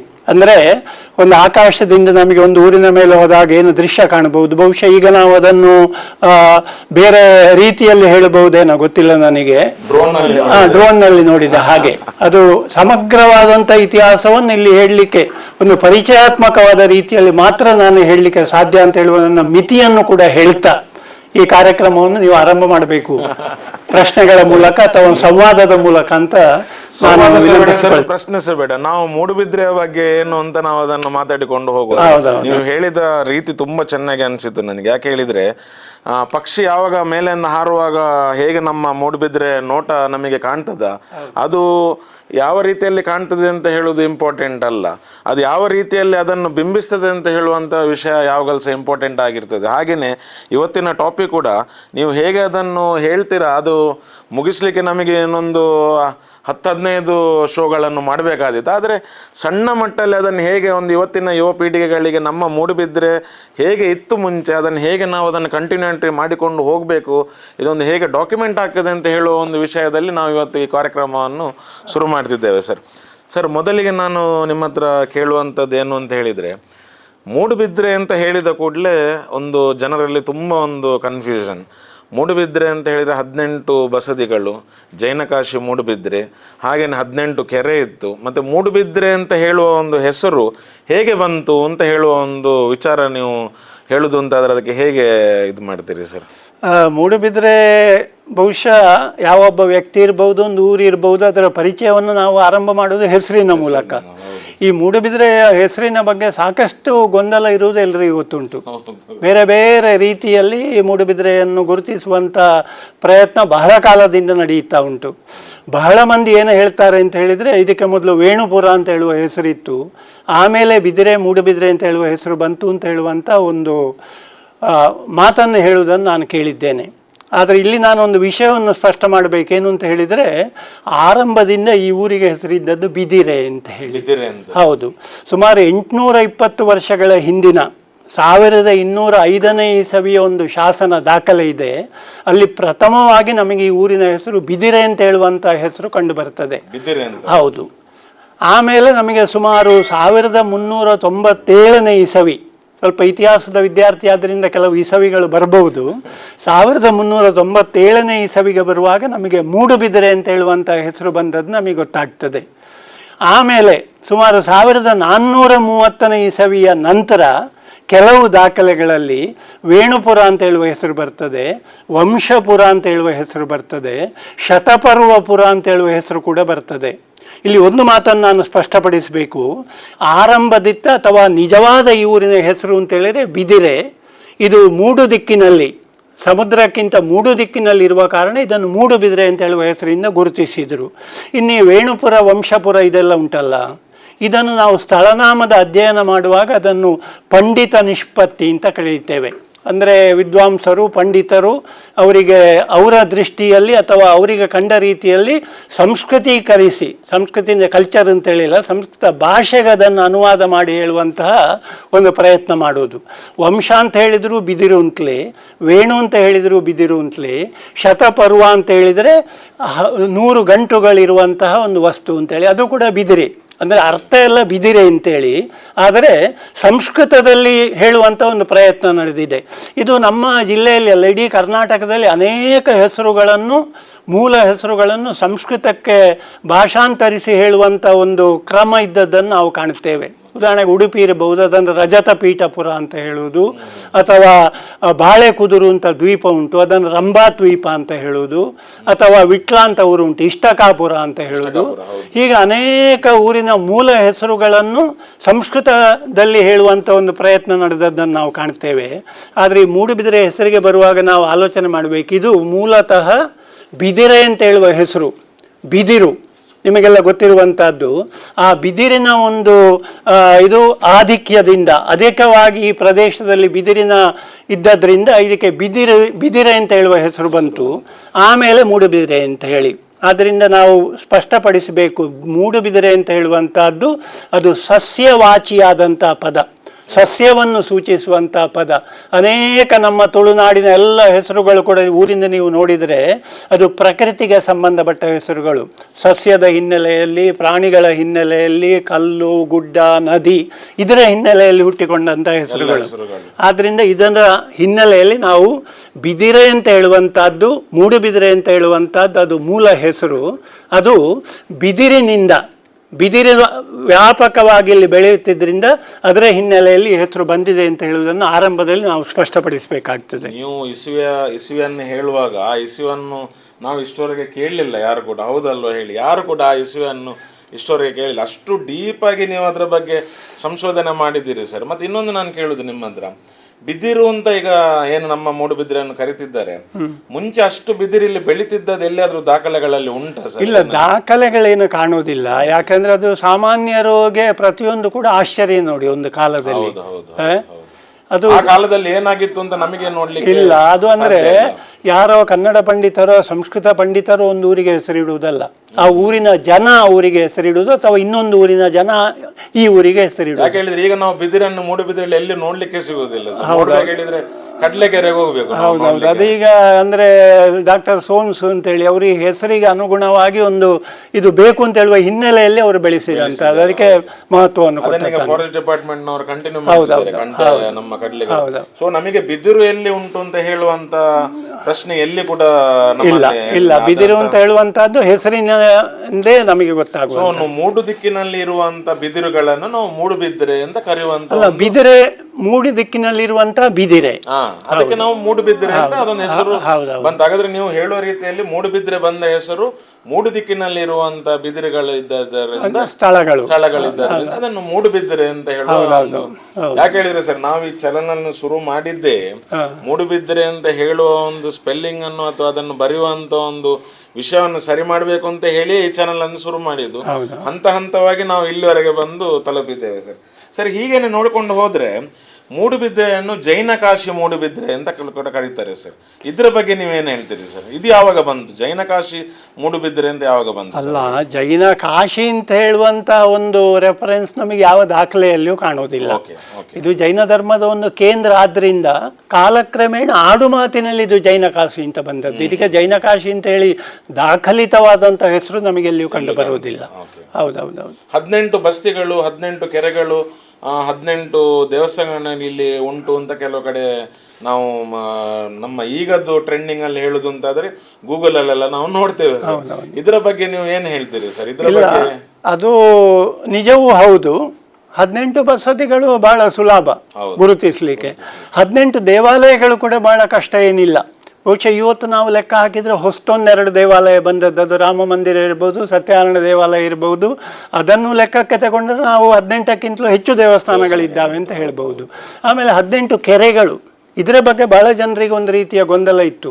18 ದೇವಾಲಯ ನಮಗೆ ಗುರುತಿಸ್ಲಿಕ್ಕೆ ಆಗ್ತದೆ, 18 ಬಸದಿಗಳು ಸಮಸ್ಯೆ ಇಲ್ಲ, 18 ಕೆರೆಗಳು ಎಲ್ಲಿ ಉಂಟು ಅಂತೇಳಿ. ಆದರೆ ಈಗ ಕಳೆದ ಕೆಲವು ವರ್ಷಗಳ ಹಿಂದೆ ನಮ್ಮ ಮೂಡುಬಿದಿರೆ ರೋಟರಿ ಕ್ಲಬ್ಬಿನವರು ಒಂದು ಯೋಜನೆ ಹಾಕಿದರು, ಕೆರೆಗಳನ್ನು ಅಭಿವೃದ್ಧಿಪಡಿಸುವಂಥ ಒಂದು ಕೆಲಸ. ಅದಕ್ಕೆ ಅವರು ಪ್ರಥಮವಾಗಿ ಮಾಡಿದ ಕೆಲಸ ಏನು ಅಂತ ಹೇಳಿದರೆ ಮೂಡುಬಿದಿರೆಯ ಕೆರೆಗಳನ್ನು ಗುರುತಿಸುವಂತಹದ್ದು. ಎಲ್ಲೆಲ್ಲಿ ಉಂಟು ನಮಗೆ ಬಹಳ ಒಂದು ಸಂತೋಷದ ವಿಷಯ ಏನು ಅಂತ ಹೇಳಿದರೆ ಅವರು 18 ಕೆರೆಗಳನ್ನು ಕೂಡ ಗುರುತಿಸಿದ್ದಾರೆ. ಈ 18 ಕೆರೆಗಳಲ್ಲಿ ಒಂದು ವಿಷಯವನ್ನು ನಾನು ನಿಮಗೆ ಹೇಳಬೇಕು. ಈ 18 ಕೆರೆಗಳು, ಅದರ ಹೆಸರುಗಳಿದ್ದಾವೆ, ಅದನ್ನಿಲ್ಲಿ ನಾನು ದೀರ್ಘವಾಗಿ ಹೇಳಲಿಕ್ಕೆ ಹೋಗುವುದಿಲ್ಲ. ಈ 18 ಕೆರೆಗಳ ಪೈಕಿಯಲ್ಲಿ ಸುಮಾರು 9 ಕೆರೆಗಳು ಅದು ಮನುಷ್ಯರು ರಚನೆ ಮಾಡಿದಂಥ ಕೆರೆಗಳು, ಮ್ಯಾನ್ ಮೇಡ್ ಲೇಕ್ಸ್. ಇನ್ನು ಉಳಿದ ಕೆರೆಗಳೆಲ್ಲ ಅದು ಪ್ರಾಕೃತಿಕವಾಗಿ ರೂಪುಗೊಂಡಂತಹ ಕೆರೆಗಳು. ಆದ್ದರಿಂದ 18 ಬಸದಿಗಳಿದ್ದಾವೆ, 18 ದೇವಾಲಯಗಳಿದ್ದಾವೆ, 18 ಕೆರೆಗಳಂತೂ ಖಂಡಿತ ಇದೆ. ಮತ್ತು ಏನೇನೋ 18 ಎಲ್ಲ ಉಂಟು ಅಂತ ಹೇಳ್ತಾರೆ, ಅದೆಲ್ಲ ಕೇವಲ ಒಂದು ಫ್ಯಾನ್ಸಿಗಾಗಿ ಹೇಳುವಂಥ ವಿಚಾರಗಳು. ಆದರೆ ಈ 3 ವಿಚಾರಗಳು 18 ಇದೆ ಅಂತ ಹೇಳುವುದರಲ್ಲಿ ಯಾವುದೇ ನಾವು ಅನುಮಾನ ಪಡುವುದು ಬೇಡ. ಆಮೇಲೆ ಇಲ್ಲಿ ಒಂದು ಮಾತನ್ನು ನಾನು ಹೇಳಬೇಕು. ಈ 18ರ ದೇವಾಲಯ 18 ಇದರಲ್ಲಿ ಎಲ್ಲ ನಮಗೆ ಅತ್ಯಂತ ಹಳೆಯ ಒಂದು ದೇವಾಲಯ ಅಂತ ಕಾಣುವಂಥದ್ದು ಮೂಡುಬಿದಿರೆಯ ಗೌರಿ ದೇವಸ್ಥಾನ ಅಂತ ಅದನ್ನು ಹೇಳ್ತಾರೆ. ಅದಕ್ಕೆ ಸುಮಾರು 800 ವರ್ಷಕ್ಕಿಂತಲೂ ಹೆಚ್ಚಿನ ಇತಿಹಾಸ ಉಂಟು. ಹೀಗೆ ಅಲ್ಲಿಂದ ನಮಗೆ ಮೂಡುಬಿದಿರೆಯ ದೇವಾಲಯಗಳು, ಬಸದಿಗಳು, ಕೆರೆಗಳ ಇತಿಹಾಸ ಎಲ್ಲ ಆರಂಭ ಆಗ್ತದೆ. ಈಗ ಮೂಡುಬಿದಿರೆಯಲ್ಲಿ ಏನಾಗ್ತದೆ ಅಂತ ಹೇಳಿದ್ರೆ ಸರ್, ಯಾರೇ ಒಬ್ಬ ಟೂರಿಸ್ಟ್, ಈಗ ನಾನೇ ಹೊಸೊಬ್ಬ ಮೂಡುಬಿದಿರೆಗೆ ಬಂದೆ, ನಿಮ್ಮ ದೃಷ್ಟಿಯಲ್ಲಿ ಮೂಡುಬಿದಿರೆಯಲ್ಲಿ ಅವನು ನೋಡಬೇಕಾದಂತ ಒಂದು 3 ಐತಿಹಾಸಿಕವಾದ ವಿಷಯಗಳಂದ್ರೆ ಯಾವುದು ಸರ್? ಈಗ ಜನಗಳಿಗೆ ಗೊತ್ತಿರೋದು ಮೂಡುಬಿದಿರೆ ಸಾವಿರಕಮ್ಮದ ಬಸದಿ, ಅದು ಬಿಟ್ಟರೆ ಈಗ ಸ್ವಲ್ಪ ನಮ್ಮ ಕೊಡ್ಡೆಡ್ಕದಾಚೆ ಸಹ ಹೋಗ್ತಾ ಇದ್ದಾರೆ. ಸೊ ನಾವೀಗ ಮೂಡುಬಿದಿರೆಗೆ ಬಂದ್ರೆ ಮೂಡುಬಿದಿರೆಯ ಮಹತ್ವಗಳನ್ನು ಮಾತಾಡುವಾಗ ಇತಿಹಾಸ ಇದರಲ್ಲಿ ನೋಡುದು ಅಂತಾದ್ರೆ 3 ವೆರಿ ಇಂಪಾರ್ಟೆಂಟ್ ನೋಡ್ಬೇಕಾದಂಥದ್ದು ಯಾವ್ದು ಅಂತ ನೀವು ಹೇಳ್ತೀರಿ ಸರ್? ಅದು ಯಾಕಂದ್ರೆ ಜನಗಳಿಗೆ ಮೂಡುಬಿದಿರೆಯ ಡೀಪ್ ಹಿಸ್ಟ್ರಿ ಇನ್ನೂ ಸಹ ತುಂಬಾ ಜನಕ್ಕೆ ಗೊತ್ತಿಲ್ಲ ಅಂತ ನಾನು ಹೌದು, ಅದು ಸ್ವಲ್ಪ ಹೇಳಲಿಕ್ಕೆ ಕಷ್ಟ ಉಂಟು. ಯಾಕಂದ್ರೆ ಮೂಡುಬಿದಿರೆಯಲ್ಲಿ ಐತಿಹಾಸಿಕ ಹಿನ್ನೆಲೆಯಲ್ಲಿ ನಾವು ನೋಡಲೇಬೇಕಾದ ವಿಚಾರಗಳು ಅಂದರೆ ಬಸದಿಗಳು, 18 ಬಸದಿಗಳು. ಆದರೆ ಎಷ್ಟೋ ಸಲ ಏನಾಗ್ತದೆ ಅಂದರೆ ಪ್ರವಾಸಿಗಳು ಕೇವಲ ಸಾವಿರಕಮ್ಮದ ಬಸದಿಯನ್ನು ಸಂದರ್ಶನ ಮಾಡಿ ಅಲ್ಲಿಂದಲೇ ಹೋಗ್ತಾರೆ. ನಾನು ಎಷ್ಟೋ ಸಲ ಪ್ರವಾಸಿಗಳಿಗೆ ಹೇಳಿದ್ದುಂಟು, ಆ ಜೈನ ಬಸದಿ ರಸ್ತೆ ಅಂತ ಉಂಟು ನೋಡಿ ಮೂಡುಬಿದಿರೆಯಲ್ಲಿ ಒಂದು, ಅದರ 2 ಬದಿಗಳಲ್ಲಿ ನೀವು ನೋಡಿದರೆ ಖಾಲಿ ಒಂದು 500 ಮೀಟರ್ ನೀವು ನಡೆಯುವುದರೊಳಗೆ ನಿಮಗೆ 10 ಬಸದಿಗಳು ಕಂಡು ಬರ್ತದೆ. ಇಲ್ಲಿ ಬಸದಿಗಳು ಮೂಲತಃ ನಾವು ನೋಡಬೇಕಾದಂಥ ಐತಿಹಾಸಿಕ ಸ್ಮಾರಕಗಳು. ಆಮೇಲೆ ಅಲ್ಲಿ ಕೋಟೆ ಬಾಗಿಲಿನಲ್ಲಿ ಒಂದು ಕೋಟೆ ಉಂಟು, ಈಗ ಅದರ ಸ್ವರೂಪ ಸಂಪೂರ್ಣ ಬದಲಾಗಿದೆ. ಆಮೇಲೆ ಗೌರಿ ದೇವಸ್ಥಾನ, ಯಾರೇ ಮೂಡುಬಿದಿರೆಯನ್ನು ಅಧ್ಯಯನ ಮಾಡುವವನಿದ್ದರೂ ಕೂಡ ಅವನು ಅಲ್ಲಿಂದ ಶುರು ಮಾಡಬೇಕು. ಇಡೀ ಮೂಡುಬಿದಿರೆಯಲ್ಲಿ ನಮಗೆ ಪ್ರಥಮವಾಗಿ ಗುರುತಿಸಲಿಕ್ಕಾಗುವಂಥ ಐತಿಹಾಸಿಕ ದೃಷ್ಟಿಯಿಂದ ಆ ಒಂದು ಸ್ಮಾರಕ ಅಥವಾ ಮಾನ್ಯುಮೆಂಟ್ ಅಂತ ಹೇಳಿದ್ರೆ ಅದು ಗೌರಿ ದೇವಸ್ಥಾನ. ಅದಕ್ಕೆ ದುರ್ಗಾದೇವಿ ದೇವಸ್ಥಾನ ಅಂತ ಹಿಂದೆ ಕರೆಯುತ್ತಾ ಇದ್ರು. 820 ವರ್ಷಗಳ ಹಿಂದಿನ ದಾಖಲೆ ಉಂಟು. ಅಂದ್ರೆ ಹೌದು, ಅದಕ್ಕಿಂತಲೂ ಹಿಂದೆ ಅದು ಇದ್ದಿರಬೇಕು. ಅಂದ್ರೆ ಕನಿಷ್ಠ 1000 ವರ್ಷಗಳ ಇತಿಹಾಸ. ಈಗ ನಾವು ಕಾಣುವಂತಹ ಸ್ವರೂಪ ಅಲ್ಲ, ಆದರೆ ಆ ದೇವಸ್ಥಾನ ಆ ಸ್ಥಳದಲ್ಲಿ ಕನಿಷ್ಠ 1000 ವರ್ಷಗಳಿಂದ ಅದು ಇದ್ದಿರಬೇಕು. ಸರ್, ಅಲ್ಲಿದ್ದು ಗೌರಿ ದೇವಸ್ಥಾನದ್ದು ಮಹತ್ವ ಏನು ಸರ್? ಅಲ್ಲಿ ಯಾಕೆ ಅದನ್ನು ಮೂಲತಃ ಅದೇ ದೇವಸ್ಥಾನ ಅಂತ ನಾವು ಪರಿಗಣಿಸಬೇಕು? ಅಲ್ಲ, ಮೂಲತಃ ಅಂತ ನಾನು ಹೇಳುವುದಿಲ್ಲ, ಅದು ಇದ್ದದ್ರಲ್ಲಿ ಪ್ರಾಚೀನವಾದ್ದು. ಯಾಕೆಂದ್ರೆ ಜೈನ ಧರ್ಮದ ಆಗಮನ ಆದ್ದು ಸ್ವಲ್ಪ ನಂತರ. ಜೈನ ಧರ್ಮ ಇಲ್ಲಿಗೆ ಪ್ರವೇಶ ಮಾಡುವ ಮೊದಲೇ ಇಲ್ಲಿ ವೈದಿಕ ಧರ್ಮ ಅಥವಾ ನಾವೇನು ಒಂದು ಜನರಲ್ ಆಗಿ ಹಿಂದೂ ಧರ್ಮ ಅಂತ ಹೇಳ್ತೇವೆ, ಅದು ಇಲ್ಲಿ ಅಸ್ತಿತ್ವದಲ್ಲಿತ್ತು. ಆ ಹಿನ್ನೆಲೆಯಲ್ಲಿ ಗೌರಿ ದೇವಸ್ಥಾನ ಇದ್ದದ್ದು ಅತ್ಯಂತ ಪ್ರಾಚೀನವಾಗಿ. ಯಾಕೆಂದರೆ ನಿಮಗೆ ಶಕ್ತಿಯ ಆರಾಧನೆ ನಮ್ಮ ತುಳುನಾಡಿನಲ್ಲಿ ಬಹಳ ಒಂದು ಪ್ರಚಲಿತವಾಗಿರುವಂಥದ್ದು. ಆದ್ದರಿಂದ ಮೂಡುಬಿದಿರೆ ಒಂದು ಶಕ್ತಿಯ ಆರಾಧನೆಯ ಕೇಂದ್ರವಾಗಿ ಆರಂಭದಲ್ಲಿ ರೂಪುಗೊಂಡಿರಬೇಕು. ಅದರ ಸ್ಟ್ರಕ್ಚರ್ ಕೂಡ ಸರ್ ಅದು ಒಂಥರ ನಮ್ಮ ಗಜಪೃಷ್ಠ ಅಂತ ಹೇಳ್ತಾರೆ. ಅದರ ಬಗ್ಗೆ 1-2 ಮಾತು ಹೇಳೋದಾದ್ರೆ ಏನ್ ಹೇಳ್ತೀರಿ ಸರ್? ಇಲ್ಲ, ಅದೇನಿಲ್ಲ, ಅದು ಇಲ್ಲಿ ನಮ್ಮ ನಾನು ಎಲ್ಲಿ ನೋಡ್ಲಿಲ್ಲ ಆ ಆಕಾರದಲ್ಲಿ ದೇವಸ್ಥಾನ. ಮೂಡುಬಿದಿರೆಯಲ್ಲಿ ಸಾಧಾರಣ ನಂಗೆ ಗೊತ್ತಿದ್ದಾಗ ಅಲ್ಲಿ ಮಾತ್ರ ಇರುವುದು ಅಂತ ಅನ್ಕೊಳ್ಳಿ. ಅಲ್ಲ, ಮೂಡುಬಿದಿರೆಯಲ್ಲಿ ಅದು ಒಂದೇ ಇರೋದು. ಆದರೆ ಈ ಗಜಪೃಷ್ಠ ಆಕೃತಿಯ ದೇವಸ್ಥಾನಗಳು ಅದು ತುಳುನಾಡಿನ ಒಂದು ವಿಶೇಷ. ಆದರೆ ವಿಶೇಷ ಇಲ್ಲಿ ಮೂಡುಬಿದ್ರೆಯಲ್ಲಿ ಏನು ಅಂತ ಹೇಳಿದರೆ, ನಮ್ಮ ತುಳುನಾಡಿನಲ್ಲಿ ಆ ರೀತಿ ಗಜಪೃಷ್ಠ ಅಂದರೆ ಹಿಂಬದಿ ಒಂದು ಅರ್ಧ ವೃತ್ತಾಕಾರವಾಗಿರುವಂಥದ್ದು, ಅದನ್ನು ಗಜಪೃಷ್ಠ ಆಕೃತಿ ಅಂತ ಹೇಳುವಂಥದ್ದು. ನಮ್ಮ ಅತ್ಯಂತ ಪ್ರಾಚೀನ ದೇವಸ್ಥಾನಗಳು ಅದರಲ್ಲಿ ಆ ಗಜಪೃಷ್ಠ ಆಕೃತಿಯಲ್ಲಿ ರೂಪುಗೊಂಡದ್ದು ತುಳುನಾಡಿನಲ್ಲಿ. ಹೌದು. ಈಗ ಉಡುಪಿಯಲ್ಲಿ ಅನಂತೇಶ್ವರ ದೇವಸ್ಥಾನ ಅಂತ ಉಂಟು, ಅದು ನಮ್ಮ ತುಳುನಾಡಿನ one of the oldest temple. ಅದು ಓಲ್ಡೆಸ್ಟ್ ಅಂತ ಹೇಳಿಲ್ಲ, ಒನ್ ಆಫ್ ದ ಓಲ್ಡೆಸ್ಟ್. ಈಗ ಅದನ್ನು ನೀವು ನೋಡಿದರೆ ಅದು ಗಜಪೃಷ್ಠ ಆಕಾರದಲ್ಲಿ ಉಂಟು.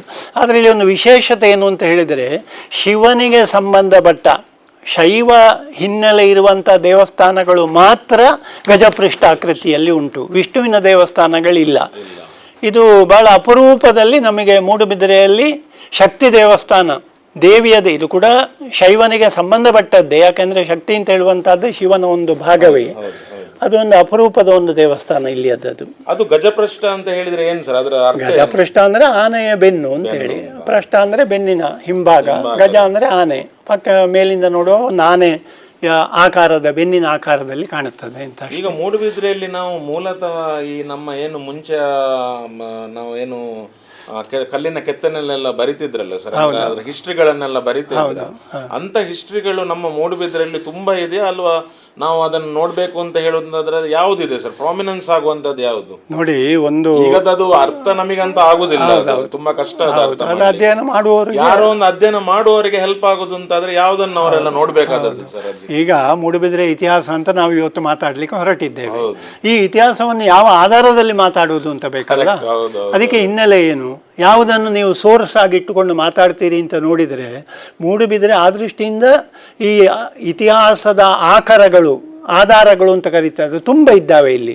ಇಲ್ಲಿ ಸುಮಾರು 40ರಷ್ಟು ಶಿಲೆ ಕಲ್ಲಿನಲ್ಲಿ ಬರೆದಂಥ ಶಾಸನಗಳಿದ್ದಾವೆ. ಹೌದು, 40ಕ್ಕೆ ಹೆಚ್ಚೇ ಆಗಬಹುದು. ಸುಮಾರು 50ರಷ್ಟು ತಾಮ್ರದ ಪತ್ರಗಳಲ್ಲಿ ಬರೆದಂಥ ಶಾಸನಗಳಿದ್ದಾವೆ. ಅದು ಜೈನ ಮಠದ ರಮರಾಣಿ ಸಂಶೋಧನಾ ಕೇಂದ್ರದಲ್ಲಿದ್ದಾವೆ. ಅಂದರೆ ಸುಮಾರು 100ರಷ್ಟು ತಾಮ್ರ ಪತ್ರದಲ್ಲಿ ಮತ್ತು ಕಲ್ಲಿನಲ್ಲಿ ಬರೆದಂಥ ಶಾಸನಗಳಿದ್ದಾವೆ. ಆಮೇಲೆ ನಮ್ಮ ರಮರಾಣಿ ಸಂಶೋಧನಾ ಕೇಂದ್ರದಲ್ಲಿ ಸುಮಾರು 2000ಕ್ಕಿಂತ ಹೆಚ್ಚು ತಾಳೆಗರಿ ಗ್ರಂಥಗಳಿದ್ದಾವೆ. ಆಮೇಲೆ ಬಸದಿಗಳಿದ್ದಾವೆ, ದೇವಸ್ಥಾನಗಳಿದ್ದಾವೆ. ಆಮೇಲೆ ಇದೆಲ್ಲ ಒಟ್ಟು ಇದನ್ನೆಲ್ಲ ಹಿಡಿದುಕೊಂಡು ನೋಡಿದರೆ ನಮಗೆ ಮೂಡುಬಿದಿರೆ ಇತಿಹಾಸವನ್ನು ತಿಳಿಲಿಕ್ಕೆ ಬೇಕಾದಷ್ಟು ಮಾಹಿತಿಗಳಿದ್ದಾವೆ. ಅಂದರೆ ಯಾರು ಅಧ್ಯಯನ ಮಾಡಲಿಕ್ಕೆ ಬರ್ತಾರೆ, ಬಹುಶಃ ನಾನು ಎಷ್ಟೋ ಸಲ ಹೇಳಿದ್ದುಂಟು, ಮೂಡುಬಿದಿರೆ ಬಗ್ಗೆ ಕನಿಷ್ಠ ಒಂದು 2 PhD ಥೀಸಿಸ್ ಮಾಡುವಷ್ಟು ಇಲ್ಲಿ ಒಂದು ಜಾಗದಲ್ಲಿ ಅಷ್ಟು ವಿಷಯ ಉಂಟು. ಅಷ್ಟು ಹಿಸ್ಟ್ರಿಗೆ ಪೂರಕವಾದಂಥ ವಿಷಯಗಳು ಇಲ್ಲಿದ್ದಾವೆ. ಖಂಡಿತ ಅವಕಾಶಗಳಿದ್ದಾವೆ. ಈಗ ಮೂಡುಬಿದ್ರೆ ನಡೆದು ಬಂದ ದಾರಿಯನ್ನು ನೀವು ಹೇಳುದು ಅಂತಾದ್ರೆ, ಈಗ ಒಂದು ಮೂಡುಬಿದ್ರೆ ಹೇಗಿತ್ತು ಮುಂಚೆ, ಈಗ ನಮ್ಮ ಜನರೇಷನ್ಗೆ ಏನು ಅಂತ ಗೊತ್ತಿರೋದು ಅಂತ ಹೇಳಿದ್ರೆ, ಮೂಡುಬಿದ್ರೆ ಅಂತ ಹೇಳಿದ್ರೆ ಆಳ್ವಾಸ್ ಕಾಲೇಜ್, ಜೈನಕಾಶಿ ಮೂಡುಬಿದ್ರೆ, 18 ಬಸದಿಗಳು, ಅದು ಇಲ್ಲಿಂದ ಹೋಗುವಂತ ಏನು ಬಸ್ಸುಗಳು, ಅದು ಇದು ಏನೋ ಒಂದು ನಾವೀಗ ಅದನ್ನು ಇದು ಮಾಡಿಕೊಂಡು ಹೋಗ್ತದೆ. ಆದ್ರೆ ನೀವು ಇದ್ರ ನಡೆದುಕೊಂಡ ದಾರಿ ಮುಂಚೆಯಿಂದ ಬಂದದ್ದು ಹೇಗೆ ಬಂದಿದೆ ಸರ್? ಇಲ್ಲಿ ಯಾರು ವೆರಿ ಬ್ರೀಫ್ ಆಗಿ ಹೇಳೋದು? ಹೌದೌದು. ಈಗ ಬ್ರೀಫ್ ಆಗಿ ಹೇಳೋದಿದ್ರೆ, ಬೇರೆ ಬೇರೆ ಹಂತಗಳಲ್ಲಿ ಮೂಡುಬಿದಿರೆ ಇತಿಹಾಸ ಕಾಲದಲ್ಲಿ ಇತಿಹಾಸದ ಬೆಳವಣಿಗೆ ಆಗಿದೆ. ನಿಮಗೆ ಆಶ್ಚರ್ಯ ಆಗ್ಬಹುದು, ಈ ಮೂಡುಬಿದಿರೆ ಪರಿಸರದಲ್ಲಿ ಎಷ್ಟೋ ಜನ ಕೇಳ್ತಾರೆ, ಇಲ್ಲಿ ಜನರ ವಾಸ ಯಾವಾಗ ಆರಂಭ ಆಗಿರ್ಬೋದು, ಯಾವ ಕಾಲದಲ್ಲಿ ಇಲ್ಲಿ ಪ್ರಥಮವಾಗಿ ನಮಗೆ ಜನ ಇದ್ದ ಬಗ್ಗೆ ಕುರುಹು ಸಿಗ್ತದೆ ಅಂತೇಳಿ. ಇಲ್ಲಿ ಮೂಡುಬಿದಿರೆಯಿಂದ ಒಂದು 4-5 ಕಿಲೋಮೀಟರ್ ದೂರದಲ್ಲಿ ಒಂದು ಕೊಣಾಜೆ ಅಂತ ಹೇಳುವಂತ ಒಂದು ಜಾಗ ಉಂಟು, ನಿಮಗೆ ಗೊತ್ತುಂಟಲ್ಲಿ. ಕೊಣಾಜೆ ಕಲ್ಲಲ್ಲ, ಇದು ಇನ್ನೊಂದು ಬದಿಯಲ್ಲಿ ಒಂದು ಬಂಡೆಗಳ ಇದರಲ್ಲಿ, ಅಲ್ಲಿ ಸುಮಾರು ಇವತ್ತಿಗೆ 2500 ವರ್ಷಗಳ ಹಿಂದಿನ ಸಮಾಧಿ ಸ್ಮಾರಕಗಳಿದ್ದಾವೆ.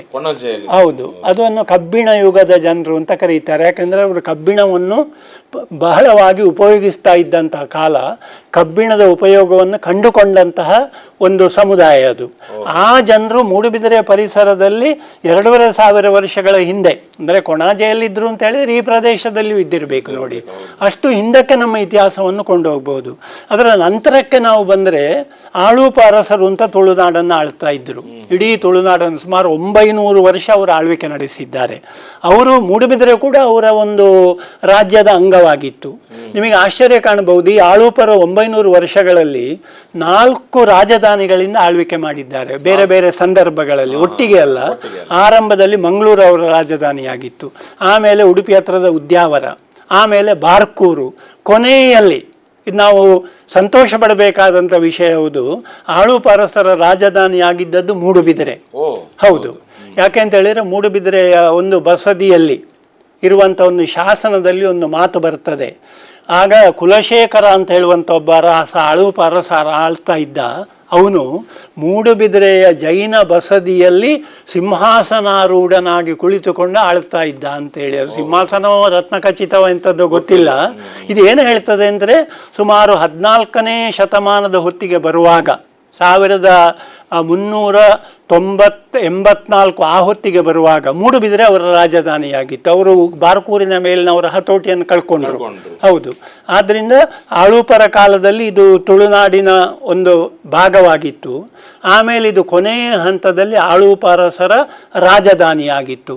ಅವರ ನಂತರ ಒಂದು ಅಲ್ಪ ಕಾಲ ಹೊಯ್ಸಳರು ಈ ಪ್ರದೇಶವನ್ನು ಆಳ್ವಿಕೆ ನಡೆಸ್ತಾರೆ, ಬಂದಿದ್ದಾರೆ. ಯಾಕೆಂದ್ರೆ ಒಂದು ಶಾಸನ, ಹೊಯ್ಸಳರ ಒಂದು ಶಾಸನ ಗುರುಬಸ್ತಿಯಲ್ಲಿ ಉಂಟು. 1342ನೇ ಇಸವಿ ಒಂದು ಶಾಸನ ಉಂಟಲ್ಲಿ. ಅದರ ನಂತರ ಸುವರ್ಣಯುಗ ಆರಂಭ ಆಗ್ತದೆ ಮೂಡುಬಿದಿರೆಯದ್ದು. ಅದು ಆರಂಭ ಆಗುವುದು ವಿಜಯನಗರದ ಆಳ್ವಿಕೆಯಿಂದ. ಸುಮಾರು 14ನೇ ಶತಮಾನದ ಕೊನೆಯ ಹೊತ್ತಿಗೆ ಈ ಪ್ರದೇಶ ವಿಜಯನಗರದ ಆಳ್ವಿಕೆಯಲ್ಲಿ ಬರ್ತದೆ. 14-16ನೇ ಶತಮಾನ, ಸುಮಾರು 200 ವರ್ಷಗಳ ಕಾಲ ಅದು ಮೂಡುಬಿದಿರೆಯ ಸುವರ್ಣಯುಗ ಅಂತ ಕರಿಬಹುದು. ಯಾಕೆಂತ ಹೇಳಿದರೆ, ಮೂಡುಬಿದಿರೆಯಲ್ಲಿ ಇವತ್ತು ನಾವೇನು ಹಳೆಯ ಇದನ್ನೆಲ್ಲ ಕಾಣ್ತೇವೆ, ಅವುಗಳೆಲ್ಲ ರಚನೆ ಕೊಂಡದ್ದು ಸಾಧಾರಣ ಆ ಕಾಲದಲ್ಲಿ ಹೆಚ್ಚಾಗಿ. ಹೌದು, ಆಗ ಮೂಡುಬಿದಿರೆ ಒಂದು ದೊಡ್ಡ ನಗರ ಆಗಿತ್ತು. ಇಲ್ಲಿ ವ್ಯಾಪಾರಿಗಳಿದ್ರು, ಶ್ರೀಮಂತ ವ್ಯಾಪಾರಿಗಳಿದ್ರು, ದೇಶ ವಿದೇಶಗಳ ಜೊತೆ ವ್ಯಾಪಾರ ಮಾಡುತ್ತಾ ಇದ್ರು. ಹೌದು, ಅದು ನಾನು ಸುಮ್ಮನೆ ಹೇಳುವುದಲ್ಲ, ಅದಕ್ಕೆ ಶಾಸನದ ಖಚಿತ ಆಧಾರ ಉಂಟು.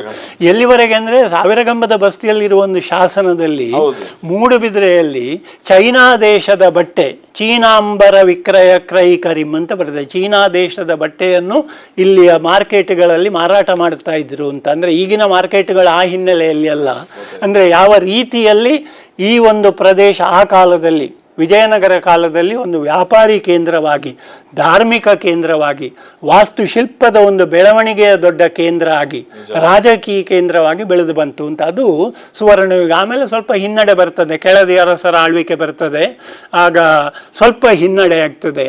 ಆಮೇಲೆ ಹೈದರಾಲಿ ಟಿಪ್ಪು ಸುಲ್ತಾನ್ ಬರ್ತಾರೆ. ಸುಮಾರು 1763ನೇ ಇಸವಿಯಲ್ಲಿ ಹೈದರಾಲಿ ಟಿಪ್ಪು ಸುಲ್ತಾನ್ ಆಳ್ವಿಕೆ ಆರಂಭ ಆಗ್ತದೆ. ಅದು ಬಹಳ ಒಂದು 30-36 ವರ್ಷ ಅಷ್ಟೇ. ಆಮೇಲೆ ಬ್ರಿಟಿಷರ ಆಳ್ವಿಕೆ ಆರಂಭ ಆಗ್ತದೆ. ಹೌದು, ಹೀಗೆ ನಾವು ನಮ್ಮ ಮೂಡುಬಿದಿರೆ ಇತಿಹಾಸದ ಬೇರೆ ಬೇರೆ ಹಂತಗಳಲ್ಲಿ ಬೇರೆ ಬೇರೆ ರಾಜರು ಆಳ್ವಿಕೆ ಮಾಡಿದಂಥದ್ದು ಮತ್ತು ಅವರ ಆಳ್ವಿಕೆಯ ಕಾಲದಲ್ಲಿ ಇಲ್ಲಿ ನಡೆದಂಥ ಬೆಳವಣಿಗೆಯನ್ನು ನಾವು ಅಧ್ಯಯನದಿಂದ ವ್ಯಾಪಾರಕ್ಕೆ ಬರ್ತಿದ್ರ ಅಂತ ಹೇಳಿದ್ರೆ ಏನು ಸರ್, ಸಮುದ್ರ ಹತ್ತಿರ ಅಂತ ಬರ್ತಿದ್ರ ಅಥವಾ ಮೂಡುಬಿದಿರೆಯಲ್ಲಿ ಅಂತ ಪೊಟೆನ್ಶಿಯಲ್ ಇತ್ತು ಅಂತ ಬರ್ತಾ ಇದ್ರೆ? ಅಲ್ಲ, ಅಧ್ಯಯನದ ಪ್ರಕಾರ ನಾನು ಕೇಳುದು, ನಾನು ಜನರಲಿ ಕೇಳುದು. ಅದು ನೋಡಿ, ನೀವೀಗ ಹೇಳಿದಾಗೆ ಚೀನರು ಇಲ್ಲಿ ಬರ್ತಿದ್ರು ಅಥವಾ ಚೀನರಲ್ಲಿ ಇಲ್ಲಿನ ವ್ಯಾಪಾರಗಳಾಗ್ತಿತ್ತು ಅಂತ ಹೇಳಿದ್ರೆ, ಅವರು ಆಗ ನಮ್ಮಲ್ಲಿ ಅಟ್ರಾಕ್ಟ್ ಆಗಿ ಬಂದದ ಅಥವಾ ಇಲ್ಲಿ ಸಮುದ್ರ ನಮ್ಮಲ್ಲಿ ಕಿನಾರೆಗಳ ಹತ್ತಿರ ಉಂಟು ಅಂತ ಅವ್ರು ಬಂದ್ರ? ಅಲ್ಲ, ಅಲ್ಲಿಂದ ಅವರು ಬಂದ್ರು ಅಂತ ಹೇಳಿಲ್ಲ, ದೇಶಗಳ ಜೊತೆ ಇಲ್ಲಿಯ ವ್ಯಾಪಾರಗಳ ಸಂಬಂಧ ಇದ್ದದ್ದು. ಈಗ ಹೇಳುದು ಇಲ್ಲಿ ಅವರು ಹುಷಾರಿದ್ರು ಅಂತ ಹೇಳುದು. ಹೌದೌದು, ಇಲ್ಲಿ ಅವರು ಹುಷಾರಿದ್ದದ್ದು. ಇಲ್ಲಿ ಅವರು ಅವರ ಜೊತೆ ಸಂಪರ್ಕ ಇಟ್ಟುಕೊಂಡು ಅಲ್ಲಿಯ ವಸ್ತುಗಳನ್ನು ಇಲ್ಲಿವರೆಗೆ ತಂದು ನೋಡಿ. ಇದಕ್ಕೆ 2 ಆಧಾರ ಉಂಟು. ಒಂದು ಶಾಸನದಲ್ಲಿ ಬರ್ತದೆ, ಇನ್ನಲ್ಲಿ ಸಾವಿರಕಂಬದ ಬಸ್ತಿಯಲ್ಲಿ ಒಂದು ಭೈರಾದೇವಿ ಮಂಟಪ ಅಂತ, ಭೈರಾದೇವಿ ಮಂಟಪ ಅಂತ ತಪ್ಪಾಗಿ ಗುರುತಿಸುವಂತಹದ್ದು. ಅದರ ಕೆಳಗೊಂದು ಶಿಲ್ಪಕಲೆಯ ಪಟ್ಟಿಕೆ ಉಂಟು. ಅಲ್ಲಿ ಚೈನಾ ದೇಶದ ಡ್ರ್ಯಾಗನ್ ನ ಚಿತ್ರ ಉಂಟು. ಚೈನಾ ದೇಶದ ಹೌದು, ಚೈನಾ ದೇಶದ ಡ್ರ್ಯಾಗನ್ನ ಚಿತ್ರ ಮೂಡುಬಿದಿರೆಯಲ್ಲಿ ಸುಮಾರು 1451ನೇ ಇಸವಿಯ ಒಂದು ಸ್ಮಾರಕದಲ್ಲಿ ಬರಬೇಕಾದರೆ ಏನು ಸಂಬಂಧ ಇದ್ದಿರಲೇಬೇಕು. ಜಿರಾಫೆಯ ಚಿತ್ರ ಉಂಟು. ಜಿರಾಫೆ ನಮಗೆ ಪರಿಚಯವಿಲ್ಲ, ಅಂದ್ರೆ ಆಯಾಯ ಪ್ರದೇಶದ ಜೊತೆ ಇಲ್ಲಿ ಅವರಿಗೆ ಸಂಪರ್ಕ ಇತ್ತು. ಇದು ನೀವು ಕೇಳಿದ್ರೆ ಇದು ಏನು ಕಾರಣ ಇರಬಹುದು ಅಂತ ಅದು ಹೇಳಲಿಕ್ಕೆ ನಮಗೆ ಸ್ವಲ್ಪ ಕಷ್ಟ. ಆದರೆ ಇಲ್ಲಿ ಒಂದು ಮಾತನ್ನು ಹೇಳಿ ನಾನು ಮುಂದುವರಿಬೇಕು. ಇನ್ನು ನಾವು ಮೂಡುಬಿದಿರೆ ಅಂತ ಇತಿಹಾಸ ದೃಷ್ಟಿಯಿಂದ ಹೇಳುವಾಗ ಅದನ್ನು 2 ವಿಭಾಗ ಮಾಡಬೇಕಾಗ್ತದೆ. ಒಂದೇನು ಅಂತ ಹೇಳಿದ್ರೆ, ಮೂಡುಬಿದಿರೆ ಇವತ್ತು ಈ ಜೈನಪೇಟೆ ಅಂತ ಉಂಟು ನೋಡಿ, ಅದು ಒಂದು ಕೇಂದ್ರಾಡಳಿತ ಪ್ರದೇಶ ಆಗಿತ್ತು. ಈಗ ಪಾಂಡಿಚೇರಿ ಅದು ಇದೆಲ್ಲ ಒಂದು ಕಾಲದಲ್ಲಿ ಇತ್ತಂತ. ಜೈನಪೇಟೆ ಹೇಳಿದ್ರೆ ಈಗ ನಮ್ಮ ಸಾವಿರಗಂಬದ ಬಸದಿಗಳು, ಆ ಬಸದಿಗಳು ಆ ಕಡೆ ಸುಮಾರು ಅಲ್ಲಿ ಒಂದು ಅಲಂಗಾರಿಂದ ಕೆಳಗೆ ಬರುವ ಒಂದು ಇದು ಇದು ಅಲ್ಲ ಹೊಳೆ ಬರ್ತದೆ ನೋಡಿ, ಅದು ಒಂದು ಕಾಲದಲ್ಲಿ ಒಂದು ನದಿಯಾಗಿತ್ತು, ಈಗೆಲ್ಲ ಮುಚ್ಚಿ ಹೋಗಿದೆ. ಈ ಕಡೆ ಕಲ್ಸಂಕದ ಹತ್ರ ಒಂದು ಬರ್ತದೆ ನೋಡಿ, ಅದು ಎರಡರ ನಡುವಿನ ಒಂದು ಪ್ರದೇಶ, ಅದು ಕೇಂದ್ರಾಡಳಿತ ಪ್ರದೇಶ ಆಗಿತ್ತು. ವಿಜಯನಗರದ ಅರಸರ ನೇರ ಆಡಳಿತೆಯಲ್ಲಿತ್ತು. ಅವರು ಇಲ್ಲಿಗೆ ಅವರ ಅಧಿಕಾರಿಗಳನ್ನು ನೇಮಕ ಮಾಡ್ತಾ ಇದ್ರು. ಆದ್ದರಿಂದ ಅವರ ಒಂದು ಬೆಂಬಲ ಇರಬಹುದು ಮತ್ತು ಇಲ್ಲಿಯ ಜೈನ ವ್ಯಾಪಾರಿಗಳ ಒಂದು ಸಾಹಸದ ಮನೋವೃತ್ತಿ ಇರಬಹುದು. ಅದರಿಂದಾಗಿ ಆರ್ಥಿಕವಾಗಿ ಇಲ್ಲಿ ತುಂಬ ಬೆಳವಣಿಗೆ ಆಯಿತು. ಈಗ ಅದನ್ನು ಬಿಟ್ಟು ನಾವು ಹೊರಗೆ ಬಂದರೆ, ಆ ಜೈನಪೇಟೆಯನ್ನು ಬಿಟ್ಟು ಸುತ್ತಮುತ್ತಲಿನ ಪ್ರದೇಶ ನೋಡಿದರೆ ಅದು ಚೌಟ ಅರಸರ ಆಳ್ವಿಕೆಯಲ್ಲಿದ್ದದ್ದು. ಪುತ್ತಿಗೆಯನ್ನು ಕೇಂದ್ರವಾಗಿಟ್ಟುಕೊಂಡು ಉಳ್ಳಾಲ ಆರಂಭ, ಪುತ್ತಿಗೆ, ಕೊನೆ ಮೂಡುಬಿದಿರೆ, ಅವರ ಆಳ್ವಿಕೆಯಲ್ಲಿದ್ದಂತಹ ಪ್ರದೇಶ ಅದಕ್ಕಿಂತ ಹೊರಗೆ ಬರ್ತದೆ. ಇಲ್ಲ, ಅದರ ಮೇಲೆ ಅವರಿಗೆ ಹತೋಟಿಯೇ ಇರಲಿಲ್ಲ. ಇಲ್ಲ, 500 ಮೀಟರ್ ದೂರ ಆದ್ರೆ ಇಲ್ಲ, ಅದು ಕೇಂದ್ರಾಡಳಿತ ಪ್ರದೇಶ ಆಗಿತ್ತು. ಆದ್ದರಿಂದ ಮೂಡುಬಿದಿರೆ ಇತಿಹಾಸ ಅಂತ ಹೇಳಿದ್ರೆ ಎರಡು ಇತಿಹಾಸ ಉಂಟು. ಒಂದು ಪ್ರಾಚೀನ ಕಾಲದ ಮೂಡುಬಿದಿರೆ, ಇನ್ನೊಂದು ಈಗ ನಾವು ಹೇಳುವ ಮೂಡುಬಿದಿರೆ. ಅದೆಲ್ಲ ಚೌಟರ. ಹೌದು, ಅದಕ್ಕಿಂತ ಹೊರಗಿಂದ ಚೌಟರ ಇದರಲ್ಲಿ ಇತ್ತು. ಆ ಒಂದು ಜೈನ ಪೇಟೆ ಎಲ್ಲಿವರೆಗೆ ಅಂತ ಹೇಳಿದ್ರೆ ಈ ಬೆಟ್ಕೇರಿ ರಸ್ತೆ ಅಂತ ನಿಮಗೆ ಗೊತ್ತಿರಬಹುದು. ಇದು ಕೇಳುವವರಿಗೆ ಅರ್ಥ ಆಗ್ತದೋ ಇಲ್ಲೋ ಗೊತ್ತಿಲ್ಲ. ಆ ಬೆಟ್ಕೇರಿ ರಸ್ತೆಯ ಕೊನೆಯಲ್ಲಿ 2 ಶಾಸನಗಳು ಕಾಣುತ್ತದೆ. ಅದರಲ್ಲಿ ಒಂದು ಒಪ್ಪಂದ ಉಂಟು. ಇದರ ನಂತರ ಮೂಡುಬಿದಿರೆಯವರು ಅಲ್ಲಿ ಯಾವುದೇ ಬೆಳವಣಿಗೆಗಳನ್ನು ಮಾಡುವ, ಅಂದರೆ ಅದು ಚೌಟರ ಇದಕ್ಕೆ ಸೇರಿತ್ತು ಅಂತ ಒಪ್ಪಂದ ಆಗುವಂತಹದ್ದು. ಅಂದರೆ ಒಂದು ಸೀಮಿತವಾದ ಪ್ರದೇಶದಲ್ಲಿ ನೂರಾರು ವ್ಯಾಪಾರಿಗಳಿದ್ದುಕೊಂಡು, ನಿಮಗೆ ಗೊತ್ತಿರಬಹುದು ಮುತ್ತು, ರತ್ನ, ಸ್ಫಟಿಕ ಇಂತಾದ ಅನೇಕ ವಸ್ತುಗಳು ಮೂಡುಬಿದಿರೆಯಲ್ಲಿ, ಇದನ್ನು ಸಾರ್ವಜನಿಕವಾಗಿ ಹೇಳ್ಬೋದು ಬಾರದೋ ಗೊತ್ತಿಲ್ಲ, ಅದೆಲ್ಲ ಗೊತ್ತಿರುವಂಥ ವಿಷಯಗಳು. ಇದೆಲ್ಲ ಮೂಡುಬಿದಿರೆಗೆ ಹೇಗೆ ಬಂತು? ವ್ಯಾಪಾರದ ಮೂಲಕ, ಶ್ರೀಮಂತಿಕೆಯ ಮೂಲಕ ಅವರು ಗಳಿಸಿಕೊಂಡಂಥದ್ದು. ಆ ಶ್ರೀಮಂತಿಕೆಯನ್ನು ಅವರು ಇನ್ನೊಂದು ವಿಷಯಕ್ಕೆ ಉಪಯೋಗ ಮಾಡಿಕೊಂಡ್ರೆ ಏನು ಅಂತ ಹೇಳಿದರೆ, ಇಲ್ಲಿ ಬಸದಿಗಳನ್ನು ನಿರ್ಮಾಣ ಮಾಡುವುದು. ಇಲ್ಲಿ ಯಾವುದೇ 18 ಬಸದಿಯಲ್ಲಿ ಒಂದು ಬಸದಿ ಕೂಡ ರಾಜರು ನಿರ್ಮಾಣ ಮಾಡಿದ್ದಲ್ಲ. ಎಲ್ಲ ಇಲ್ಲಿಯ ವ್ಯಾಪಾರಿಗಳು ಮತ್ತು ಜೈನ ಸ್ವಾಮೀಜಿಯವರ ಆಶೀರ್ವಾದ ಮಾರ್ಗದರ್ಶನದಂತೆ ನಡೆದು ಅವರು ಸ್ಥಾಪನೆ ಮಾಡಿದಂಥ ಬಸದಿಗಳು. 18 ಬಸದಿಗಳಲ್ಲಿ ಒಂದು ಕೂಡ ರಾಜರು ನಿರ್ಮಾಣ ಮಾಡಿದಂಥ ಬಸದಿ ನಮಗೆ ಮೂಡುಬಿದಿರೆಯಲ್ಲಿ ಇಲ್ಲ. 1000 ಕಂಬದ ಬಸದಿಯನ್ನು ಸೇರಿಸಿ, ಇದು ಇಲ್ಲಿಯ ವಿಶೇಷ. 1000 ಕಂಬದ ಬಸದಿಯಲ್ಲಿ ಆದ್ರೆ ಅವರು ರಾಜರು ಅದನ್ನು ರೀಬಿಲ್ಡ್ ಮಾಡಿದ್ರು ಅಂತ? ಇಲ್ಲ, ಅದು 1000 ಕಂಬದ ಬಸದಿಯಲ್ಲಿ ಹೇಗೆ ಬರ್ತದೆ ಅಂತ ಹೇಳಿದರೆ, 1000 ಕಂಬದ ಬಸದಿಯ ವೈಶಿಷ್ಟ್ಯದ ಬಗ್ಗೆ ನಾವು ಮುಂದೆ ಮಾತಾಡಬೇಕು. ನೀವು ಅದು ರಾಜರಿಂದ ಕಟ್ಟಿಸಿದ್ದಲ್ಲ ಅಂತ ಹೇಳಿದ್ದಕ್ಕೆ ಹೌದು ಅಂತ ನಿಮ್ಮ ಪ್ರಶ್ನೆಗೆ ನಾನು ಉತ್ತರ ಕೊಡ್ತಾ ಇರುವುದು. ಅದು ಹೇಗೆ ಅಂತ ಹೇಳಿದರೆ, ವಿಜಯನಗರದಲ್ಲಿ ನಾನು ಹೇಳಿದ್ದು ಕೇಂದ್ರಾಡಳಿತ ಪ್ರದೇಶ. ವಿಜಯನಗರದಲ್ಲಿ ದೇವರಾಯ ಅಂತ ಹೇಳುವ ಅರಸ ಆಳುತ್ತಾ ಇದ್ದ. ಹೌದು, ದೇವರಾಯ ಅಂತ. ಈ ಪ್ರದೇಶ ಮಂಗಳೂರು ರಾಜ್ಯ ಅಂತ ಅವರ ಕೈಯಲ್ಲಿತ್ತು, ಅದರ ಅಡಿಯಲ್ಲಿತ್ತು. ಮಂಗಳೂರಲ್ಲಿ ದೇವರಾಜ ಒಡೆಯ ಅಂತ ಅವರೊಬ್ಬ ಗವರ್ನರ್ ಇದ್ದ. ಈಗ ದೇವರಾಯ ಏನು ಮಾಡ್ತಾನೆ, ವಿಜಯನಗರದ ಅರಸ, ಅವನು ಮಂಗಳೂರಲ್ಲಿದ್ದ ಅವನ ಪ್ರತಿನಿಧಿಗೆ ಹೇಳ್ತಾನೆ, ಮೂಡುಬಿದಿರೆಯ ಚಾರುಕೀರ್ತಿ ಸ್ವಾಮೀಜಿಯವರು ಆಗಿನ ಕಾಲದವರು, ಅವರು ಒಂದು ಬಸದಿಯನ್ನು ನಿರ್ಮಾಣ ಮಾಡಲಿಕ್ಕೆ ನಮಗೆ ಸ್ಥಳ ಬೇಕು ಅಂತ ಕೇಳಿದ್ದಾರೆ, ಆ ಸ್ಥಳವನ್ನು ಕೊಡು ಅಂತೇಳಿ. ಆದ್ದರಿಂದ ರಾಜರ ಪಾತ್ರ ಅಲ್ಲಿ ಇರುವಂತಹದ್ದು ಆ ಬಸದಿ ಕಟ್ಟಿದ ಸ್ಥಳದಲ್ಲಿ ಬಸದಿಯನ್ನು ಕಟ್ಟಲಿಕ್ಕೆ ಅನುಮತಿ ಕೊಟ್ಟದ್ದು ಮಾತ್ರ. ಆದ್ದರಿಂದ ಅದು ರಾಜ ನಿರ್ಮಿತ ಅಲ್ಲ, ಅದು ರಾಜರಿಗೆ ಇಂಡೈರೆಕ್ಟ್ ಆಗಿ ಕನೆಕ್ಟ್ ಇರುವಂತ ಒಂದು. ಹೌದೌದು. ಸೊ ನೀವು ಹೇಳೋ ಪ್ರಕಾರ ಇಲ್ಲಿರುವಂತ ವ್ಯಾಪಾರಿಗಳು ತುಂಬಾ ಶ್ರೀಮಂತಿಕ ವ್ಯಾಪಾರಿಗಳನ್ನು ಮಾಡ್ತಾ ಇದ್ದಾರೆ. ಹೌದು. ಇನ್ನೊಂದೇನು ಅಂತ ಹೇಳಿದ್ರೆ, ಶ್ರೀಮಂತಿಕ ವ್ಯಾಪಾರಿಗಳೇ ಈ ಬಸದಿಗಳನ್ನು ನಿರ್ಮಾಣ ಮಾಡಿದ್ದಾರೆ. 18 ಬಸದಿಗಳು ಸಹ ನಿರ್ಮಾಣ ಆಗಿದೆ. ಹೌದು. ಈಗ ನೋಡಿ, ನಿಮಗೆ ಅಲ್ಲಿ 18 ಬಸದಿಗಳಲ್ಲಿ ಬಹಳಷ್ಟು ಬಸದಿಗಳನ್ನು ನೋಡಿದ್ರೆ ಅದಕ್ಕೆ ಶೆಟ್ರ ಬಸ್ತಿ ಅಂತ ಬರ್ತದೆ, ವಿಕ್ರಮ ಶೆಟ್ಟಿ ಬಸ್ತಿ ಅಂತ ಬರ್ತದೆ, ಚೋಳ ಶೆಟ್ಟಿ ಬಸದಿ ಅಂತ ಬರ್ತದೆ, ಮಾದಿ ಶೆಟ್ಟಿ ಬಸ್ತಿ ಅಂತ ಬರ್ತದೆ, ಬೈಕಣತಿಕಾರಿ ಬಸ್ತಿ ಅಂತ ಬರ್ತದೆ. ಒಬ್ಬೊಬ್ಬ ವ್ಯಕ್ತಿ, ಅವರು ಯಾರು? ಆ ಬಸದಿಗಳನ್ನು ನಿರ್ಮಾಣ ಮಾಡಿದವರು. ನನ್ನ ಹತ್ರ ಎಷ್ಟೋ ಜನ ಕೇಳ್ತಾರೆ, ಇಷ್ಟು ಸಣ್ಣ ಜಾಗದಲ್ಲಿ 18 ಬಸ್ತಿ ಯಾಕೆ ಅಂತೇಳಿ, ಅದರ ಉಪಯೋಗ ಏನು, ಯಾಕೆ, ಉದ್ದೇಶ ಏನಿರಬಹುದು ಅಂತೇಳಿ. ಉದ್ದೇಶ ಏನು ಅಂದರೆ ಏನಿಲ್ಲ, ಅದು ಒಂದು ರೀತಿಯ ಸ್ಪರ್ಧೆ, ಆರೋಗ್ಯಕರ ಸ್ಪರ್ಧೆ, ಅನ್ಹೆಲ್ದಿ ಕಾಂಪಿಟೇಷನ್ ಅಲ್ಲ. ಒಬ್ಬ ವ್ಯಾಪಾರಿ ಅವನ ಶ್ರೀಮಂತಿಕೆಯನ್ನು ಉಪಯೋಗಿಸಿ ಒಂದು ಬಸದಿಯನ್ನು ಕಟ್ತಾನೆ, ಆಗ ಇನ್ನೊಬ್ಬನಿಗೆ ಅದು ಪ್ರೇರಣೆ ಆಗ್ತದೆ, ನಾನು ನನ್ನ ಹೆಸರಲ್ಲಿ ಒಂದು ಕಟ್ಟಬೇಕು ಅಂತೇಳಿ. ಈ ರೀತಿ ಅನೇಕ ಬಸದಿಗಳು ಅವುಗಳು ನಿರ್ಮಾಣಗೊಂಡವು. ಆದ್ದರಿಂದ ಈ ಆರೋಗ್ಯಕರವಾದ ಸ್ಪರ್ಧೆಯಿಂದ ಒಂದು ಒಳ್ಳೆಯ ವಿಷಯಗಳು ಮೂಡಿ ಬರಲಿಕ್ಕೆ ಸಾಧ್ಯ ಉಂಟು ಅಂತ ಹೇಳಿದಕ್ಕೆ ಮೂಡುಬಿದಿರೆಯ ಬಸದಿಗಳ ರಚನೆ ಕೂಡ ಒಂದು ಉದಾಹರಣೆ ಅದು. ಸರ್, ನಂಗೆ ಇನ್ನೊಂದು ನೀವು ಮಾತಾಡುವಾಗ ಒಂದು ಏನ್ ಅನಿಸ್ತದೆ ಅಂತ ಹೇಳಿದ್ರೆ, ನಾವು ಈಗದ್ದು ಹಿಸ್ಟ್ರಿಯನ್ನು ನೋಡಿದ್ರೆ, ಈಗ ಮೂಡುಬಿದ್ರೆ ಅಂತ ನಾವು ತೆಗೆದ್ರೆ ವಿಕಿಪೀಡಿಯಾದಲ್ಲಾಗಿರ್ಲಿ ಅಥವಾ ನಮ್ಮ ಗೂಗಲ್ ಅಲ್ಲಾಗಿರ್ಲಿ 18 ಬಸದಿಗಳು ಮತ್ತಿದು 18 ಕೇಂದ್ರಗಳಿಗೆ ಕನೆಕ್ಟ್ ಆಗ್ತಿದ್ದಂತ ಒಂದು ಊರು ಅಂತ ಒಂದು ಉಂಟು ಸರ್. ಅದೆಷ್ಟು ಸಮರ್ಥನೆ ಮಾಡ್ತೀರಿ? ಇಲ್ಲ ಇಲ್ಲ, ಅದು ಅದರಿಂದಾಗಿ ಇಲ್ಲಿ ವ್ಯಾಪಾರಗಳು ಜಾಸ್ತಿ ಆಗ್ತಿದೆ. ಇಲ್ಲ, ವ್ಯಾಪಾರದಿಂದಾಗಿ ನಾವು ಸುಮಾರು ಜನ ಮಾತಾಡುವಾಗ ನಾವು ಏನ್ ಹೇಳ್ತೇವೆ ಅಂತ ಹೇಳಿದ್ರೆ, Moodbidri is centre of part ಅಂತ ಹೇಳ್ತಾರೆ.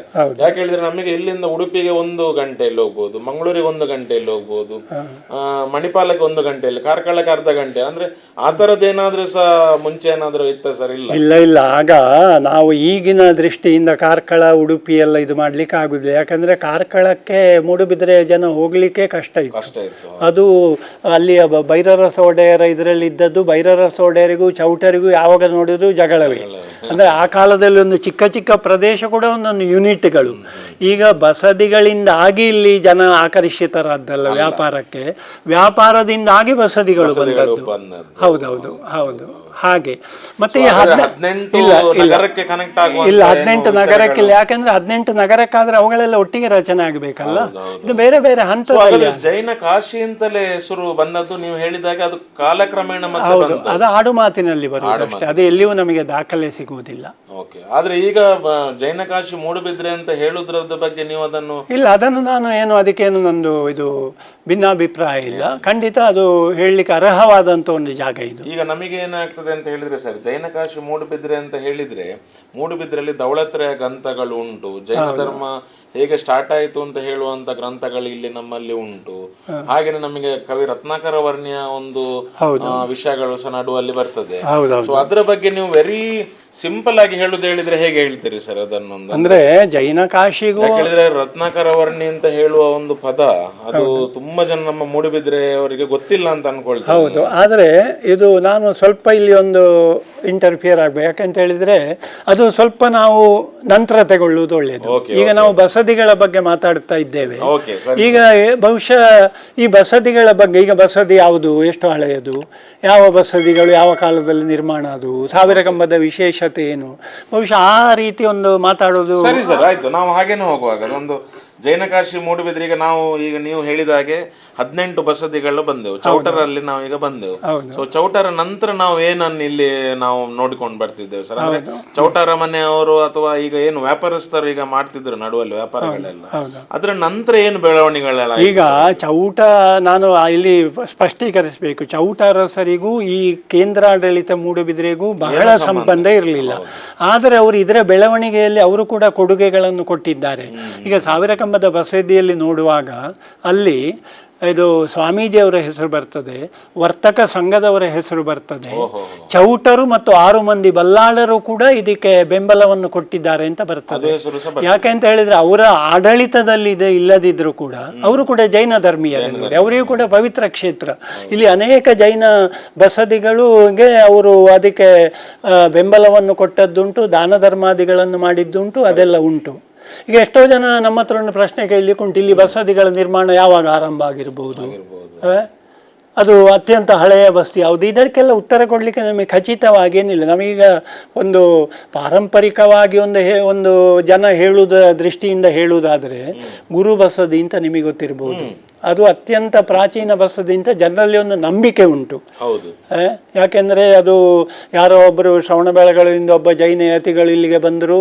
ಅವರು ಇಲ್ಲಿ ತಿರುಗಾಡ್ತಾ ಇರುವಾಗ ಅಲ್ಲಿ ಒಂದು ಬಿದಿರಿನ ಇದರ ನಡುವೆ ಬಲಿಯಲ್ಲಿ ಒಂದು ದನ ಮತ್ತು ಹುಲಿ ಜೊತೆಯಲ್ಲಿರುವುದನ್ನು ನೋಡಿದರು. ಅಲ್ಲಿ ಏನೋ ವಿಶೇಷ ಉಂಟು ಅಂತ ಆ ಪೊದೆಗಳ ಎಡೆಯಲ್ಲಿ ಹೋಗುವಾಗ ಅವರಿಗೆ ಒಂದು ವಿಗ್ರಹ ಸಿಕ್ಕಿತು. ಅದನ್ನಿಟ್ಟು ಅವರಲ್ಲಿ ಗುರು ಬಸದಿಯನ್ನು ಶುರು ಮಾಡಿದರು ಅಂತ. ಈ ಗುರು ಬಸದಿ ಅಂತ ಹೆಸರು ಬರಲಿಕ್ಕೆ 2 ಕಾರಣ ಹೇಳುತ್ತಾರೆ. ಒಂದು ಗುರುಗಳಿಂದ ಸ್ಥಾಪನೆಗೊಂಡ ಬಸದಿ, ಇನ್ನೊಂದು ಹೆಚ್ಚು ಪ್ರಸ್ತುತ ನನಗೆ ಅನಿಸುವಂತಹದ್ದು, ಮೂಡುಬಿದ್ರೆ ಜೈನ ಮಠದಲ್ಲಿ ಯಾರು ಗುರು ಸ್ಥಾನವನ್ನು ಸ್ವೀಕರಿಸ್ತಾರೆ ಅವರ ಪಟ್ಟಾಭಿಷೇಕ ಆಗುವಂತಹದ್ದು ಆ ಬಸದಿಯಲ್ಲಿ.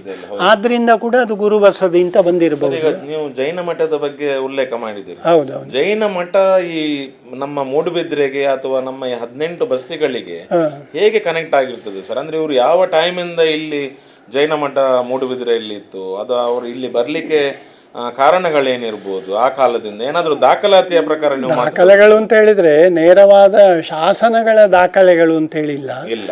ಆದರೆ ಇದು ಸಾಹಿತ್ಯದಲ್ಲಿ ತಾಳೆಗರಿ ಗ್ರಂಥಗಳಲ್ಲಿ ಕೆಲವು ಕಡೆಯಲ್ಲಿ ಅದರ ಇದು ವಿವರಗಳು ಬರ್ತದೆ, ಘಟನೆಗಳ ರೂಪದಲ್ಲಿ. ಅದು ಹೇಗೆ ಬರ್ತದೆ ಅಂತ ಹೇಳಿದರೆ, ಸುಮಾರು 11ನೇ ಶತಮಾನದಲ್ಲಿ ಹೊಯ್ಸಳರ ಆಳ್ವಿಕೆ ನಡೆಸ್ತಾ ಇದ್ದರು ಬೇಲೂರನ್ನು ಕೇಂದ್ರವಾಗಿಟ್ಟುಕೊಂಡು. ಆ ಕಾಲದಲ್ಲಿ ಹೊಯ್ಸಳ ವಿಷ್ಣುವರ್ಧನನ ಕಾಲದಲ್ಲಿ ಆತ ಜೈನ ಧರ್ಮವನ್ನು ಬಿಟ್ಟು ವೈಷ್ಣವ ಧರ್ಮಕ್ಕೆ ಧರ್ಮಾಂತರಗೊಳ್ತಾನೆ. ಮತಾಂತರ ಅಂತ ಸರಿಯಾಗುವುದಿಲ್ಲ, ಧರ್ಮಾಂತರಗೊಳ್ತಾನೆ. ಆಗ ಅವನು ಜೈನರ ಮೇಲೆ ಒಂದು ರೀತಿಯ ದಬ್ಬಾಳಿಕೆಯನ್ನು ಮಾಡ್ತಾನೆ. ಆಗ ಶ್ರವಣಬೆಳಗೊಳದ ಸ್ವಾಮೀಜಿಯವರು ಅದರಿಂದ ಬೇಜಾರಾಗಿ ಅವರು ಈ ಕಡೆ ಬರ್ತಾರೆ, ಕರಾವಳಿಯ ಕಡೆಗೆ, ನಲ್ಲೂರಿಗೆ ಬರ್ತಾರೆ. ನಲ್ಲೂರಿಂದ ಮೂಡುಬಿದಿರೆಗೆ ಬರ್ತಾರೆ. ಮೂಡುಬಿದಿರೆಯಲ್ಲಿ ಬಂದು ಒಂದು ಮಠವನ್ನು ಸ್ಥಾಪನೆ ಮಾಡ್ತಾರೆ ಸುಮಾರು 12ನೇ ಶತಮಾನದಲ್ಲಿ ಅಂತೇಳಿ. ಆದ್ದರಿಂದ ಈ ಮಠದ ಇತಿಹಾಸವನ್ನು, ಯಾಕೆಂದರೆ ಈ ಎಲ್ಲ ನಾವು ಬಸದಿಗಳು ಇದೆಲ್ಲ ನೋಡ್ತೇವೆ ನೋಡಿ, ಅವುಗಳೆಲ್ಲ ರಚನೆಯಾದ ಆ ನಂತರ. ಈಗ ನಾನು ಗುರು ಬಸದಿಯ ಬಗ್ಗೆ ಹೇಳಿದೆ. ನಮ್ಮಲ್ಲಿ ಲೋಕನಾಥ ಶಾಸ್ತ್ರಿಗಳು ಅಂತ ಒಂದು ಪುಸ್ತಕ ಬರೆದಿದ್ದಾರೆ 1937ನೇ ಇಸವಿಯಲ್ಲಿ. ಅವರು ಅದರಲ್ಲಿ ಗುರು ಬಸದಿಯ ವಿಗ್ರಹದ ಪೀಠದಲ್ಲಿ 714ನೇ ಇಸವಿಯ ಶಾಸನ ಉಂಟು ಅಂತ ಬರೆದಿದ್ದಾರೆ. ಅಲ್ಲಿ ಬಹಳ ಮಂದಿ ಇತಿಹಾಸಕಾರರಲ್ಲಿ ಹೋಗಿ ಮುಖದಲ್ಲಿ ಪರೀಕ್ಷಿಸಿದ ಆ ಶಾಸನ ಸಿಗಲಿಲ್ಲ. ಈಗ ಗುರು ಬಸದಿಯ ಒಟ್ಟು ರಚನೆಯನ್ನು ನಾವು ನೋಡಿದರೆ ಅದು ಸಾವಿರ ಕಂಬದ ಬಸದಿ, ಬೇರೆ ಬಸದಿಗಳೆಲ್ಲ ಒಂದೇ ಕಾಲದಲ್ಲಿ ರಚನೆ ಆದಾಗೆ ಕಾಣುತ್ತದೆ.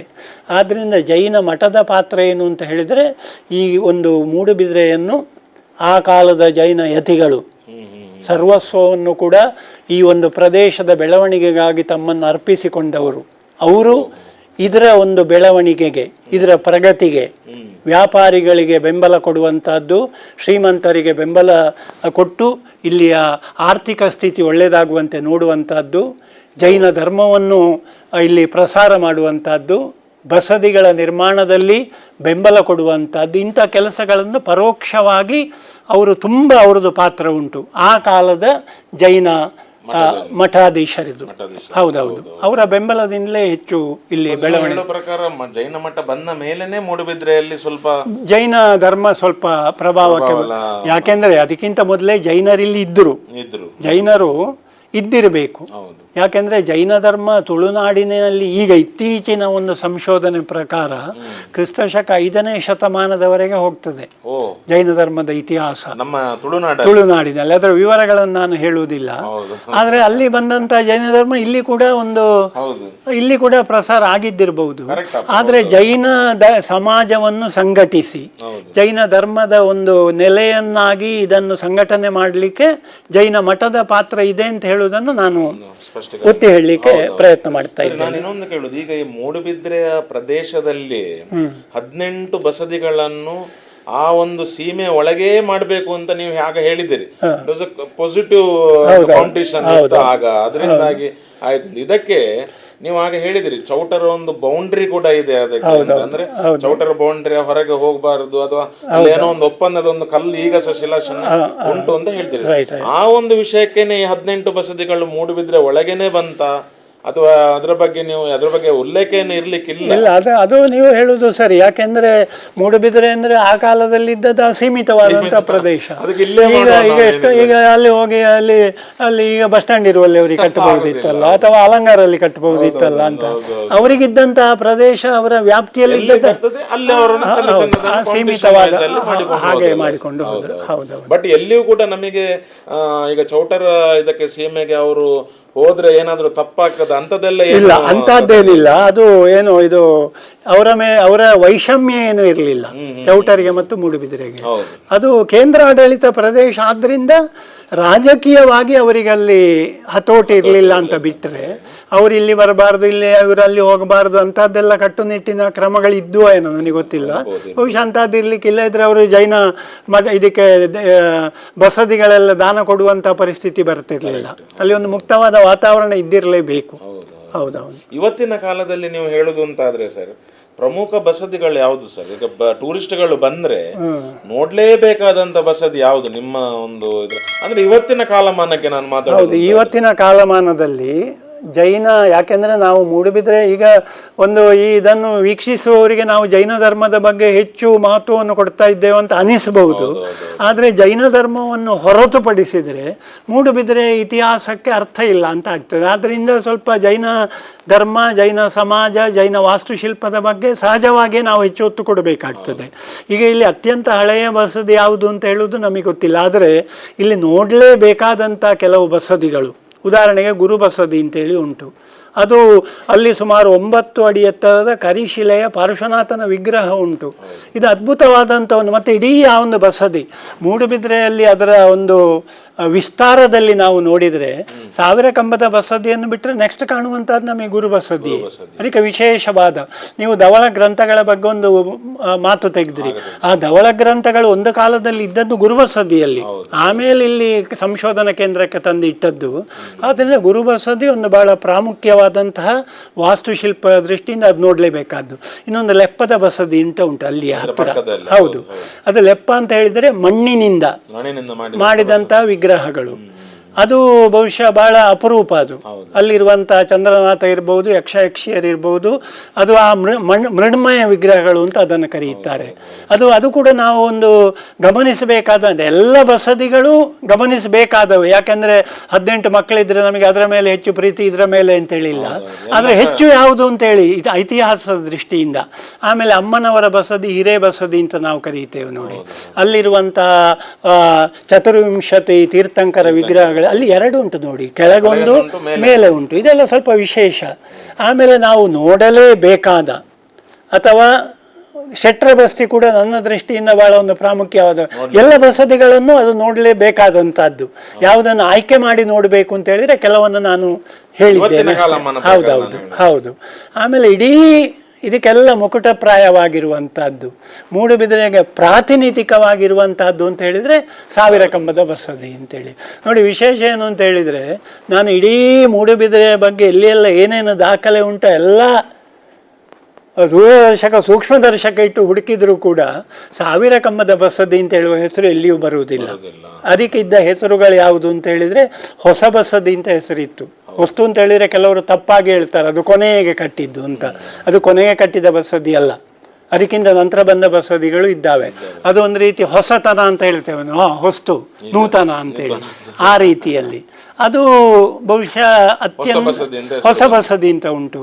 ಬಟ್ ಹೆಚ್ಚು ನಮಗೆ ಅಲ್ಲಿಯ ದಾಖಲೆಗಳಲ್ಲಿ ಕಾಣುವಂತಹದ್ದು ತ್ರಿಭುವನ ಚೂಡಾಮಣಿ ಬಸದಿ ಅಂತೇಳಿ. ದಾಖಲೆಗಳಲ್ಲಿ ತ್ರಿಭುವನ ತಿಲಕ ಅಂತೇಳಿಲ್ಲ, ಅದು ತ್ರಿಭುವನ ಚೂಡಾಮಣಿ ಬಸದಿ ಅಂತೇಳಿ ಉಂಟು. ತ್ರೈಲೋಕ್ಯ ಚೂಡಾಮಣಿ ಬಸದಿ ಅಂತೇಳಿ ಉಂಟು.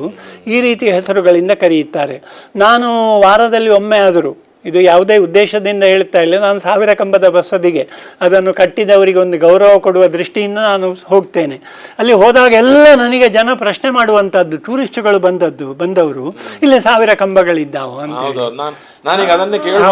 ಹೌದೌದು, ಅದು ಇಲ್ಲ. ಆದರೆ ನೋಡಿ ಅಲ್ಲಿ ಹೇಗೆ ಅಂತ ಹೇಳಿದರೆ, ಅದು 1000 ಅಂತ ಹೇಳುವುದನ್ನು ನಾವು ಅದೊಂದು ಸಂಖ್ಯೆಯ ದೃಷ್ಟಿಯಿಂದ ತಗೊಳ್ಬಾರದು. ಅದು ತುಂಬ ಕಂಬಗಳಿರುವ ಬಸದಿ ಅಂತೇಳಿ. ಈಗ ಒಂದು ಸಭೆ ಸಮಾರಂಭಕ್ಕೆ ಜನ ಸೇರಿದರೆ ಅಲ್ಲಿ 1000 ಜನ ಸೇರಿದ್ದಾರೆ ಅಂತ ಹೇಳ್ತಾರೆ. ಅಲ್ಲಿ 1000 ಇರಲೇಬೇಕು ಅಂತ ಹೇಳಿಲ್ಲ, ತುಂಬಾ ಜನ ಸೇರಿದ್ರು ಅಂತೇಳಿ. ಆದ್ರಿಂದ 1000 ಕಂಬದ ಬಸದಿ ಅಂತ ಹೇಳಿದ್ರೆ ತುಂಬ ಕಂಬಗಳಿರುವಂಥ ಬಸದಿ ಅಂತ ಹೇಳಿ ಅದನ್ನು ಆ ವಾಚ್ಯಾರ್ಥದಲ್ಲಿ ನಾವು ತಗೊಳ್ಬಾರದು. ಆದರೆ ತಗೊಂಡ್ರೆ ತಪ್ಪೇನಿಲ್ಲ. ಆದರೆ ಇಲ್ಲಿ ಒಂದು ಮಾತನ್ನು ನಾನು ಸ್ಪಷ್ಟವಾಗಿ ಹೇಳಬೇಕು. ಅದರಲ್ಲಿ 1000 ಕಂಬಗಳು ಇಲ್ಲ ಅಂತ ನಾನಿಲ್ಲಿ ಹೇಳಿದ್ರಿಂದ ಅದರ ಗೌರವಕ್ಕಾಗಲಿ ಅದರ ಮಹತ್ವಕ್ಕಾಗಲಿ ಖಂಡಿತ ಕುಂದು ಬರುವುದಿಲ್ಲ. ಅದಕ್ಕಿರುವಂಥ ಮಹತ್ವ ಅದು ಉಂಟು. ಅದರ ನಿರ್ಮಾಣದ ಬಗ್ಗೆ 1-2 ಮಾತು ನಾನು ಹೇಳಬೇಕು. ನೋಡಿ, ಆ ಬಸದಿ ಯಾವಾಗ ನಿರ್ಮಾಣ ಆಯಿತು ಅಂತ ಹೇಳುವಂಥದ್ದು 1430ನೇ ಇಸವಿಯಲ್ಲಿ ಆ ಬಸದಿ ನಿರ್ಮಾಣ ಆಯಿತು. ಇಡೀ ಆ ಬಸದಿಯ ಪರಿಸರವನ್ನು ನೀವು ನೋಡಿದರೆ 15 ಶಿಲಾಶಾಸನಗಳಿದ್ದಾವೆ ಅಲ್ಲಿ. ಹೌದು, ಆ 15 ಶಿಲಾಶಾಸನಗಳಲ್ಲಿ 2 ಶಿಲಾಶಾಸನಗಳು ಅಲ್ಲಿ ಒಂದು ಒಳಗೆ ಹೋಗುವಾಗ ಗೋಡೆಯಲ್ಲಿ ಎರಡು ಬದಿಯಲ್ಲಿ ಬರೆದದ್ದು 2 ಶಿಲಾಶಾಸನಗಳು ಅದ್ಭುತವಾದಂಥ ಶಿಲಾಶಾಸನಗಳು. ಅವುಗಳನ್ನು ಬಿಟ್ಟು ನಾವು ಮೂಡುಬಿದಿರೆ ಇತಿಹಾಸವನ್ನು ಅಧ್ಯಯನ ಮಾಡಲಿಕ್ಕೆ ಆಗುವುದಿಲ್ಲ. ಮೂಡುಬಿದಿರೆಯ ನಗರದ ಬಗ್ಗೆ, ಮೂಡುಬಿದಿರೆಯ ವೈಶಿಷ್ಟ್ಯದ ಬಗ್ಗೆ, ಬಸದಿಯ ಬಗ್ಗೆ ಎಲ್ಲ ಮಾಹಿತಿ ಆ 2 ಶಾಸನಗಳಲ್ಲಿ ಕೊಟ್ಟಿದ್ದಾರೆ. ಬಹುಶಃ ಇಡೀ ನಮ್ಮ ತುಳುನಾಡಿನಲ್ಲಿ ಆ 2 ಶಾಸನಗಳನ್ನು ಮೀರಿಸುವಂಥ ದಾಖಲೆಗಳು, ಐತಿಹಾಸಿಕ ದಾಖಲೆಗಳು ಈವರೆಗೆ ಕಂಡು ಬಂದಿಲ್ಲ. ಸುಮಾರು 1800ರಷ್ಟು ಶಾಸನಗಳನ್ನು ನಮ್ಮ ಜಿಲ್ಲೆ ತುಳುನಾಡಿನಲ್ಲಿ ಕಂಡು ಹುಡುಕಿದ್ದಾರೆ. ನನ್ನ ದೃಷ್ಟಿಯಿಂದ ಪ್ರಥಮವಾಗಿ ಗಮನಿಸಲಿಕ್ಕೆ ಮಹತ್ವದ ಶಾಸನಗಳು ಅಂದರೆ ಅವುಗಳೆರಡು. ಅದು ನಮ್ಮ ಮೂಡುಬಿದಿರೆಯಲ್ಲಿರೋದು ನಮ್ಮ ಹೆಮ್ಮೆ. ಅದರ ವಿಶೇಷತೆ ಏನು ಅಂದರೆ ನೋಡಿ, ಇಡೀ ಮೂಡುಬಿದಿರೆಯಲ್ಲಿ ಯಾವ ಬಸದಿಯನ್ನು ಯಾವಾಗ ಕಟ್ಟಿದ್ರು ಅಂತ ಅಧಿಕೃತವಾದ ದಾಖಲೆ ಇಲ್ಲ. 2 ಬಸದಿ ಬಗ್ಗೆ ಉಂಟು. ಒಂದು ಕೋಟಿ ಬಸದಿ ಅಂತ, ಕೋಟಿ ಶೆಟ್ಟಿ ಬಸದಿ ಅಂತ ಹೇಳ್ತಾರೆ, ಅಲ್ಲಿ ಶಾಸನ ಉಂಟು. 1401ನೇ ಇಸವಿಯಲ್ಲಿ ಅದನ್ನು ಕಟ್ಟಿದ್ರು, 1ನೇ ಇಸವಿಯಲ್ಲಿ. ಇನ್ನೊಂದು 1000 ಕಂಬದ ಬಸದಿ, ಅದನ್ನು 1430ನೇ ಇಸವಿ ಜನವರಿ 29ನೇ ತಾರೀಕಿಗೆ ಅನ್ವಯಿಸುವಂಥ ಒಂದು ಶಾಸನ ಉಂಟಲ್ಲಿ. ಅದರಲ್ಲಿ ಆ ನಿರ್ಮಾಣದ ಬಗ್ಗೆ ವಿವರಗಳು ಕೊಟ್ಟಿದ್ದಾರೆ. ಯಾವ ರೀತಿ ನಾನೀಗೆಲ್ಲ ಹೇಳಿದ್ದು ನೋಡಿ, ದೇವರಾಯ ಅದು ಇದೆಲ್ಲ ಅದರಲ್ಲಿ ಬರ್ತದೆ. ಅದರಲ್ಲಿ ಹೇಗೆ ಬರ್ತದೆ ಅಂದರೆ, ಇವರೆಲ್ಲ ಸೇರಿಕೊಂಡು ಜಗತ್ತೇ ಆಶ್ಚರ್ಯ ಪಡುವಂಥ ರೀತಿಯಲ್ಲಿ ಈ ಒಂದು ತ್ರಿಭುವನ ಚೈತ್ಯಾಲಯವನ್ನು ನಿರ್ಮಾಣ ಮಾಡಿದರು ಅಂತೇಳಿ ನೋಡಿ. ಇಡೀ ಆ ಒಂದು ಬಸದಿಯನ್ನು ನೀವು ನೋಡಿದರೆ, ಆ ಕಾಂಪ್ಲೆಕ್ಸ್ ಅಂತ ನಾವು ಹೇಳ್ತೇವೆ, ಅದು ಒಂದೇ ಕಾಲದಲ್ಲಿ ಕಟ್ಟಿದ್ದಲ್ಲ. ಸುಮಾರು 30 ವರ್ಷಗಳ ಅವಧಿಯಲ್ಲಿ ಆ ರಚನೆ ಆಗಿದೆ. 1430ರಲ್ಲಿ ಮೊದಲ ಆ ಮೇನ್ ಬಸದಿ, 1451ರಲ್ಲಿ ಆ ಭೈರಾದೇವಿ ಮಂಟಪ ಅಂತ ಕರೆಯುವಂತಹದ್ದು, ಆಮೇಲೆ 1451, 61 ಆ ಇಸವಿಗಳ ಮಧ್ಯದಲ್ಲಿ ಮಾನಸ್ತಂಭ. ಇದು 3 ಬೇರೆ ಬೇರೆ ಸಂದರ್ಭಗಳಲ್ಲಿ, ಅಂದರೆ ಸುಮಾರು 30 ವರ್ಷಗಳ ಅವಧಿಯಲ್ಲಿ ಇಡೀ ಆ ಕಾಂಪ್ಲೆಕ್ಸ್ ನಿರ್ಮಾಣ ಪೂರ್ಣಗೊಂಡಿದೆ. ಇವತ್ತಿನ ಎಪಿಸೋಡಲ್ಲಿ ಮೂಡುಬಿದಿರೆಯ ಒಂದು ಕೆಲವು ಮೇನ್ ಇಂಪಾರ್ಟೆಂಟ್ ವಿಷಯಗಳನ್ನು, ಅದರ ಹಿಸ್ಟ್ರಿಗಳನ್ನು ನಮಗೆ ತಿಳಿಸಿಕೊಟ್ಟಿದ್ದಾರೆ. ಇದರ ಮುಂದುವರಿದ ಭಾಗ ನಿಮಗೆ ಪಾರ್ಟ್ 2 ಅಲ್ಲಿ ನಾವು ಕಂಟಿನ್ಯೂ ಮಾಡ್ತಿದ್ದೇವೆ. ಅಲ್ಲಿವರೆಗೆ ನಮ್ಮ ಚಾನಲನ್ನು ಸಬ್ಸ್ಕ್ರೈಬ್ ಮಾಡಿ, ನಮ್ಮ ಚಾನಲನ್ನು ಫಾಲೋ ಮಾಡಿ, ಹಾಗೆಯೇ ಕಮೆಂಟ್ಸನ್ನು ಕೂಡ ಮಾಡಿ. ಏನಾದರೂ ನಿಮಗೆ ಅದರ ಬಗ್ಗೆ ಮಾಹಿತಿಗಳು ಬೇಕಾದಲ್ಲಿ ನಮಗೆ DM ಕೂಡ ಮಾಡಿ, ನಾವು ಆದಷ್ಟು ನಿಮಗೆ ಆ ಮಾಹಿತಿಗಳನ್ನು ಕೊಡುವಂಥ ಪ್ರಯತ್ನಗಳನ್ನು ಕೂಡ ನಾವು ಮಾಡ್ತೇವೆ. ನಮ್ಮ ಇವತ್ತಿನ ಪಾಡ್ಕಾಸ್ಟ್ ಇದಕ್ಕೆ ನಮಗೆ ತುಂಬ ಜನ ಸಹಕಾರವನ್ನು ನೀಡಿದ್ದಾರೆ. ಪ್ರಥಮವಾಗಿ ಫಾರ್ಚೂನ್ ಪ್ರಮೋಟರ್ಸ್ ಮೂಡುಬಿದಿರೆ. ಇವರು ಮೂಡುಬಿದಿರೆಯಲ್ಲಿ ಒಳ್ಳೊಳ್ಳೆಯ ಪ್ರಾಜೆಕ್ಟ್ಸ್ಗಳನ್ನು ಮೂಡುಬಿದಿರೆಗೆ ಇಂಟ್ರೊಡ್ಯೂಸ್ ಮಾಡಿ, ಮೂಡುಬಿದಿರೆಯಲ್ಲಿ ಒಂದು ಭಾರಿ ಒಳ್ಳೆಯ ರೀತಿಯಲ್ಲಿ ಜನಗಳಿಗೆ ಸೇವೆಯನ್ನು ನೀಡ್ತಾ ಬರ್ತಾ ಇದ್ದಾರೆ.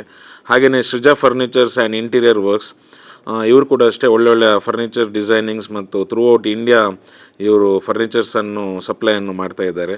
ಪ್ರಭಾಸ್ ಸಿಲ್ಕ್ಸ್ ಅವರು ಸಿನ್ಸ್ 1975 ಈ ಮೂಡುಬಿದಿರೆಯಲ್ಲಿ ಬಟ್ಟೆ ವ್ಯಾಪಾರವನ್ನು ಮಾಡಿಕೊಂಡು ಜನಗಳಿಗೆ ಒಳ್ಳೆಯ ಒಂದು ಕಸ್ಟಮರ್ ಸರ್ವಿಸನ್ನು ಕೊಡ್ತಾ ಬರ್ತಾ ಇದ್ದಾರೆ. ಐಕೇರ್ ಬಿಲ್ಡರ್ಸ್ ಆ್ಯಂಡ್ ಡೆವಲಪರ್ಸ್, ಇವರು 15 ವರ್ಷಗಳಿಂದ ಮೂಡುಬಿದಿರೆಯಲ್ಲಿ ಸತತವಾಗಿ ಒಳ್ಳೊಳ್ಳೆಯ ಪ್ರಾಜೆಕ್ಟ್ಸ್ಗಳನ್ನು ಕೊಡ್ತಾ ಬರ್ತಾ ಇದ್ದಾರೆ. ಇವರು ಕೂಡ ನಮ್ಮ ಕಾರ್ಯಕ್ರಮಕ್ಕೆ ಸಹಕಾರವನ್ನು ನೀಡಿದ್ದಾರೆ. ಎಕ್ಸೆಲ್ ಬಿಸ್ ಅಕೌಂಟಿಂಗ್ ಫರ್ ಮೂಡುಬಿದಿರೆಯಲ್ಲಿ ಇದೆ. ಇವರು ಕೂಡ GST ರಿಲೇಟೆಡ್ ಹಾಗೆ ಅಕೌಂಟಿಂಗ್ ರಿಲೇಟೆಡ್ ಫರ್ಮನ್ನು ಇಟ್ಕೊಂಡಿದ್ದಾರೆ. G-Tech ಕಂಪ್ಯೂಟರ್ಸ್ ಮೂಡುಬಿದಿರೆ, ಇವರು ಕೂಡ ಅಕಾಡೆಮಿಕ್ ವೈಸ್ ಕಂಪ್ಯೂಟರ್ ಶಿಕ್ಷಣದಲ್ಲಿ ಮಕ್ಕಳಿಗೆ ಒಳ್ಳೆ ರೀತಿಯಲ್ಲಿ ಅವರಿಗೆ ಎಜುಕೇಷನನ್ನು ಕೊಡ್ತಾ ಬರ್ತಾ ಇದ್ದಾರೆ. ನಮ್ಮದೇ ಆದಂತಹ ಅರಿಹಂತ್ ಆಹಾರ ಕೂಡ ನಮ್ಮ ಜೊತೆ ಕೈ ಜೋಡಿಸಿದ್ದಾರೆ. ಹಾಗೆಯೇ ಹೋಮ್ಸಾ ಕಾರ್ಟ್ ಮೂಡುಬಿದಿರೆ, ಇವರು ಕೂಡ ರಾಯಲ್ ಇಂಟರ್ಲಾಕ್ಸ್, ತುಂಬ ಸಮಯಗಳಿಂದ ಇಂಟರ್ಲಾಕ್ ಮತ್ತು ಸಾಲಿಡ್ ಬ್ಲಾಕ್ಸ್ ಬಿಸ್ನೆಸ್ಸಲ್ಲಿ ಇರುವಂಥ ರಾಯಲ್ ಇಂಟರ್ಲಾಕ್ಸ್ ಕೂಡ ನಮಗೆ ಸಹಕಾರವನ್ನು ನೀಡಿದ್ದಾರೆ. ಇದರ ಜೊತೆ ISC ಇಂಟೆಲಿಜೆಂಟ್ ಸಪ್ಲೈ ಚೈನ್, ಇವರು ಕೂಡ ನಮ್ಮ ಜೊತೆ ಕೈಯನ್ನು ಜೋಡಿಸ್ಕೊಂಡಿದ್ದಾರೆ. ಇವರ ಫರ್ಮಲ್ಲಿ ISC ಇದರಲ್ಲಿ ಇವರು ಮ್ಯಾನ್ ಪವರ್ ಸಪ್ಲೈಯನ್ನು ನ್ಯಾಷನಲ್ ಮತ್ತು ಇಂಟರ್ನ್ಯಾಷನಲ್ ಲೆವೆಲ್ಗೆ ಇವರು ಹೈರನ್ನು ಮಾಡ್ತಾ ಇದ್ದಾರೆ. ಹಾಗೆಯೇ ನಮ್ಮ ಮಿತ್ರರಾದಂತಹ ಶೇಖ್ ಫಹಾದ್ ಮತ್ತು ಶಮೀಲ್ ಅವರು ಕೂಡ ನಮ್ಮ ಜೊತೆ ಸಹಕಾರವನ್ನು ಕೊಡ್ತಾ ಇದ್ದಾರೆ. ಹೀಗೇ ನಮ್ಮೊಟ್ಟಿಗೆ ಪ್ರಿಂಟ್ ಹೌಸ್ ಬಿ ಯೂನಿಕ್, ಇವರು ಕೂಡ ನಮ್ಮ ಜೊತೆ ಸಹಕಾರವನ್ನು ನೀಡ್ತಾ ಇದ್ದಾರೆ. ಸುಜಯ ಇಂಟರ್ಲಾಕ್ಸ್ ಆ್ಯಂಡ್ ಫೇವರ್ಸ್, ಇವರು ಕೂಡ ನಮಗೆ ಇವತ್ತಿನ ಕಾರ್ಯಕ್ರಮಕ್ಕೆ ನಮ್ಮ ಜೊತೆ ಕೈ ಜೋಡಿಸಿಕೊಂಡಿದ್ದಾರೆ.